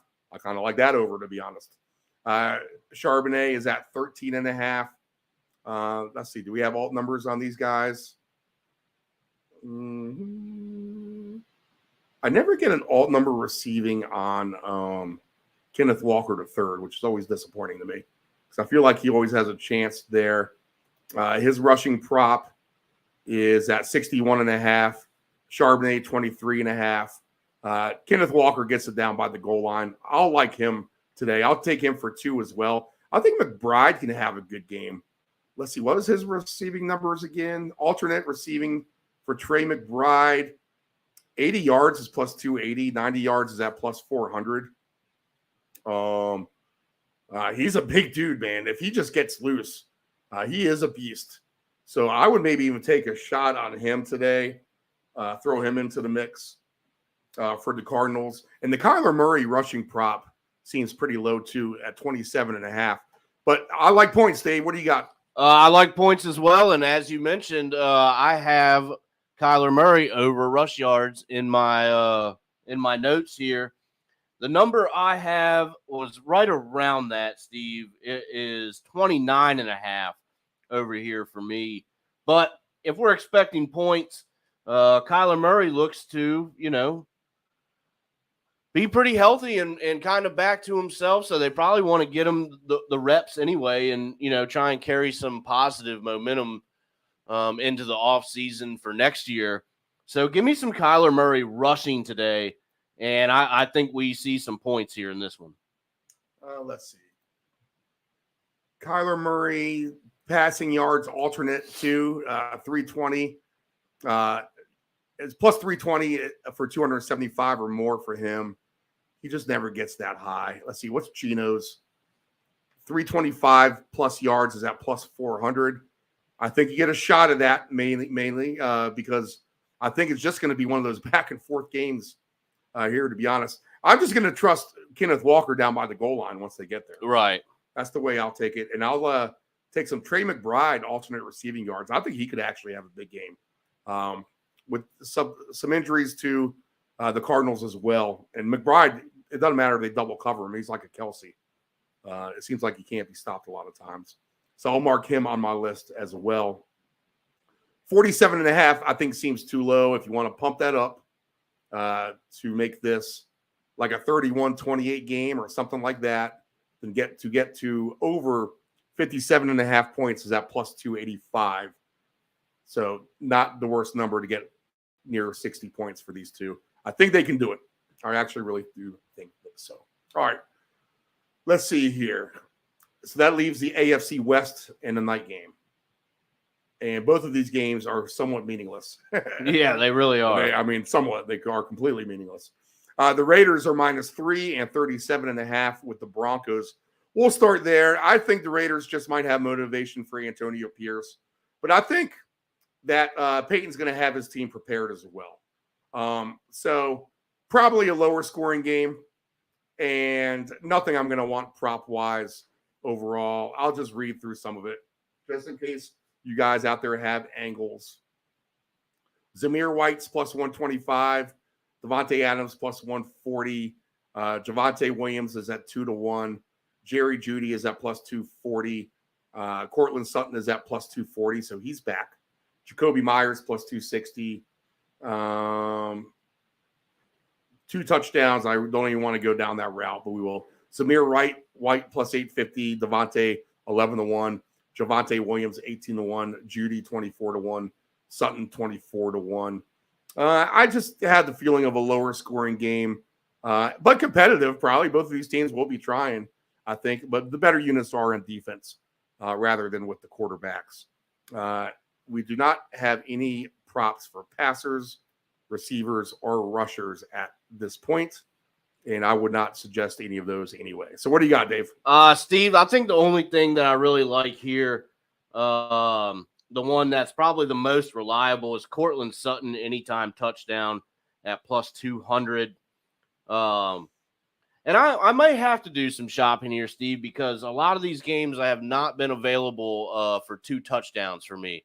I get the anytime list, but no 2 touchdowns for a lot of these games. So might have to do a little bit of shopping here. But, this just could be a weird day. I don't know. No, it's going to be a weird one. It's going to be – oh, man. Wait till this next one. Why are the Chargers the favorite over the Chiefs -3 and 35.5? The Chargers is a favorite. Man, it almost makes you want to take the Chargers, to be honest. It almost does. So the Chargers -3. Easton Stick at quarterback. We'll get Blaine Gabbert in for the Chiefs. The Chiefs are going to play as many backups as they can, I think, in this scenario at some point. They might start with someone like a Kelsey. He's in there. He's listed. But the Chiefs, we have Justin Watson in there plus 360. Noah Graves plus 420 for a touchdown. Blake Bell plus 420. Edwards-Helaire plus 260. P. Ryan is plus 260. Eckler at plus 125 has incentives, so he would be a good one for a touchdown today, I think. Quentin Johnson's plus 270. Again, no passer, receiver, or quarterback props on this game at all. Just in a weird way, why do I think the Chargers are going to win this game by like double digits, to be honest? It's a pick no one's going to make in the universe today. Right. Betting on the Chargers. That's why it probably is a good pick. For the Chargers to win by 13 or more is at plus 340. There you go, Dave. Give me a reason to take Blaine Gabbert and the Chiefs today. I don't have one for you, but I will take if there's going to be a lot of backups playing Edwards-Helaire, give me him for a touchdown today at plus 175. He's not the worst player ever, so they're probably going to ride on him a little bit. And, they're going to get some points at the end of the day, I'd like to think. Chargers defense is, right. So not really much of a worry there. So, Steve, give me Edwards-Helaire anytime touchdown. We'll throw him in the anytime parlay today. All right, so Clyde Edwards-Helaire for an anytime touchdown for Dave. I'll go ahead and take Eckler for me for the best bet on the board there. Let's see here. And that's it. Last game of the season, Dave, of the regular season. Right at 11 o'clock Eastern Standard Time. Wow. Usual normal starting time. Now, usually this is how the show is planned, is to end right around this time. But we really dive into both of these teams And we were able to spare some of the junk today for sure. So the Bills and the Dolphins -3, 48.5. And happy end of the show, Dave. Good job. Yes, absolutely. Here for season 2 of the Round Robin. We look forward to season 3, but we still have the playoffs to come. And we will we'll do the wild cards show from the unless we get on the road. Count on it being just in studio next week. We'll make it easy on ourselves, as we don't need to. Last thing that we need is more audio issues. Right. Or any audio issues on the road. We'll do a little playoff party or something. You know what? We should do a Super Bowl party somewhere. We should. That might be the plan. Yeah. Let's do that. Do a Super Bowl party, and then we'll go from there. So, and then that way we can preview March Madness and some stuff like that. Yes, absolutely. So that'll be the plan, and then we'll do that in a bar, and then we'll come back to the house for a party afterwards. There we go. All right, so last game of the season, Dave. Good job again. The Ant-Man, he's doing whatever the Ant-Man does, so we'll see him emerge whenever. You guys might not get him until the playoffs. Maybe he rings in here in a few minutes. But the Bills are -3 and 48.5. Final game of the season. It is the system play. That is 4-0 on the season now. It is the Bills, a favorite on the road, same record or worse than the home team, the Dolphins. -3 for Buffalo, 48.5 is the total here. Give me the Bills on the system play. That'll be my best bet overall on that game. Besides that, it's a prop of choice. Whatever you want to do, Buffalo style, I figure. I'll just go through some of the numbers. I think the Dolphins are a little bit of a wounded animal here as the problem for Miami overall. But Devin Achane is -150, Tyreek Hill -130, Josh Allen -120, Diggs +130, James Cook +140, Dalton Kincaid +260, Gabriel Davis +280. He owns Miami, as does Josh Allen, and the secondary type of scheming that Buffalo will face. Gabe Davis does have a lot of success, so he's paying very good for just one touchdown today. Cedric Wilson Jr., good call by Anthony last week, +310 on him. Jeff Wilson Jr. +340. Shakir is at +440. That's a good number. Shorthanded, the Dolphins and the receiver cord. Durham Smythe, could he get his first touchdown? +450. And there's Dawson Knox +480. I like the Bills, Dave. I think they can win this game. And I'm not going to say it's somewhat convincingly because when they get up, they'll protect that lead. But I think they can win by a couple of scores anyway. What do you like here? Steve, I do like the Bills just because, it's that point now. They have to have it. There could be no tomorrow for them. So I like the Bills in this game, but I also like each team for a touchdown in each half. We're going to go with some game props here in this one. I may even take a shot if we think this game can get a little crazy and go exotic with it. Each team for 2 touchdowns in each half is 15-1. Give me some time to think about that, but I definitely like the prop of each team for 1 in each half, Steve. And I do believe that it is a Buffalo Bills win.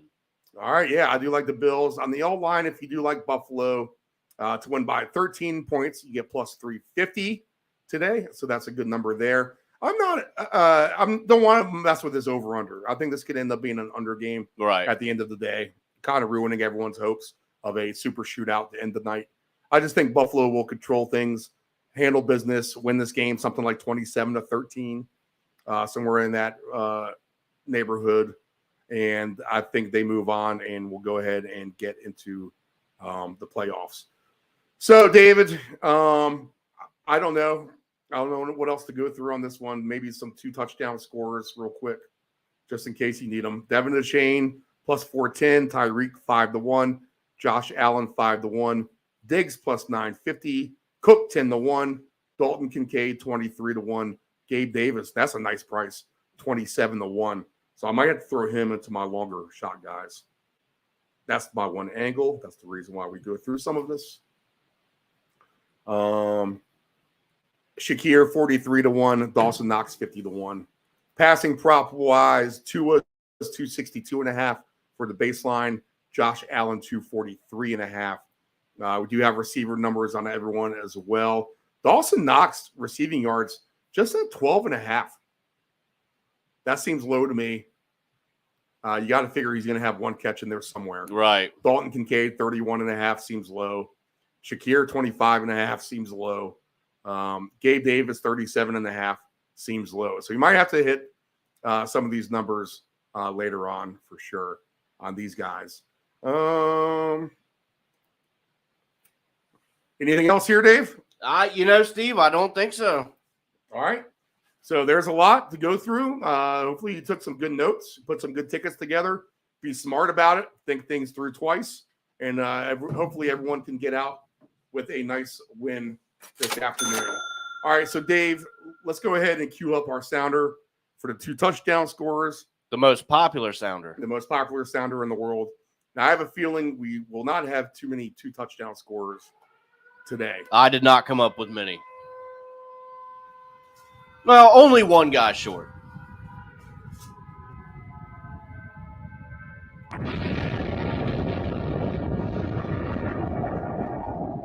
Johnny. 4 weeks. 20 papers, that's $2 plus tip. Gee, Johnny, I don't have a dime. Sorry. Didn't ask for a dime. $2. Hey, give me 25 and a Ric Flair. It's a jungle out there. You got to look out for number 1, but don't step at number 2. Utah, give me 2. And Jimmy 2 times, who got that nickname because he said everything twice, like... I'm going to go get the papers, All right, David, 2 touchdown scores for you today. All right, 2 touchdowns today. Give me DJ Moore, Saquon Barkley, and then we're going to round it off. I can only come up with 3 so far, Steve. Josh Allen in the night game. We always see that kind of little 1-yard run there at the goal line from him, so I'm going to take it. So, again, DJ Moore, Saquon Barkley, and Josh Allen. I do like the Saquon for sure. Josh Allen, absolutely always a threat. I think you have a good list there. Going through for mine, I played 6 guys on 1 primary ticket. I'll play 1 with some other guys as well. Let's see here. I got Derrick Henry for 2 on mine. I have Mike Evans for 2 on mine. I'm going to take Ezekiel Elliott for the 2 touchdowns for the Patriots on mine. I'll take St. Brown for 2. I'll give him a shot for 2 today. I will also give a shot to CeeDee Lamb for 2. And I'll also take Kenneth Walker the 3rd for 2 as well. Long shots, go ahead and take K. Dotton, Tanner Hudson, and Gabriel Davis. Good pricing on all of those guys. If you hook those 3 together, even just for $1, that's K. Dotton, Tanner Hudson, and Gabriel Davis. Even for $1, that's going to pay a fortune. All right. Best bets for today, Dave. What do you got? All right, Steve, we're going to go with the Pats and Jets under. We're going to go with the Bears and Packers over. Niners and Rams under. Seahawks and Cardinals over. All baseline. All right, nice. I like that. That's a good sounding pick right there. I should follow suit and do exactly the same thing. I'm going to project the Saints can be successful at home. Good shot to win that game by double digits. The Falcons have been a fraud all season, and we'll show the rest of that fraudness today. The Bengals will probably roll at home since Cleveland's not going to put up any fight whatsoever. Potential upset in Tennessee. Beware of Tennessee. I'll just say that. I think the Buccaneers can handle the Panthers fairly easily. I think Bill Belichick gets sent off in style with the Patriots fairly easily. I think the Lions can, as long as they do try, are going to have a good day in a higher scoring day against the Vikings. Same thing with the Packers in a higher scoring game. I think they can win as well. 31-21 would not surprise me there. I think the Cowboys can roll the victory. I think we do see an over in that Seattle-Arizona game and a potential upset with the Giants tonight. And, of course, go ahead and use the system play on Buffalo as the 5-star play of the day to win at Miami. How about that overall? We like it. All right. So that'll do it. Should we get the cheers? That's the laughing. Oh, yeah. There we go. Season coming to an end. Lots of fun, Steve. Thanks for having me. It's always we're getting better and better, so even better things to come in season 3. Yeah, and I think the thing to do is just on Friday, since we'll have the Friday soccer paycheck come on, just figure even if we record early, there will be what the puck is going on at least on Friday for the weekend. And maybe that's the way to do things here, right, from here on out. That way, all the birds are knocked out with one stone on one day. But we shall discuss. Well, everyone, we appreciate you tuning in all season long, spending your Sunday mornings with us. We will continue with the wild card. We'll have to move the Saturdays while we have the playoff games on.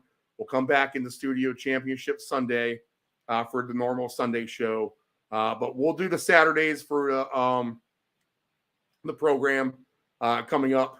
We'll 6 games, I think, will be on the slate starting next Saturday. We'll have 2 on Saturday, 3 on Sunday, and then 1 on Monday. So there's no sense in doing 2 shows. We'll just knock it out. We'll go move to Saturdays bright and early. But we will miss you on Sunday mornings. I think if you've been listening to the show, as we have a few loyals out there, you've been able to wake up, get early line information. You get your weather, whether it's good or bad, info on that front from me or Anthony. Anthony, the better weatherman than me. But if you spend your Sunday mornings with us traveling or drinking your coffee or working and just tuning us in and having patience to get through all of this stuff and not like many in society who must rush to do things. Let's get this done as soon as possible. No one wants to wait around for anything. That's what this show does good at, is be relaxed mode, let you be tranquil, let things sink in, and hopefully you've been able to cash some good tickets, and hopefully we have bigger and better days ahead for sure. So Nephew Dave, good luck today. Everyone out there, good luck today. Good luck on your tickets. Everyone have a safe week. We will return for the playoffs. I'm trying to get this closed to start. Let's see if we'll fire up here. The Pie Tasters, trying to cue them up. All right, there we go. But I hopefully everyone has a good week, and good luck on your tickets today. Wherever you are, be safe. If you're traveling around in that nor'easter, as I did some yesterday around in the afternoon, definitely be safe. There are plenty of crazy drivers out there. All right, everyone. We're off to a good start in January. Have a good one, and we will see you next week.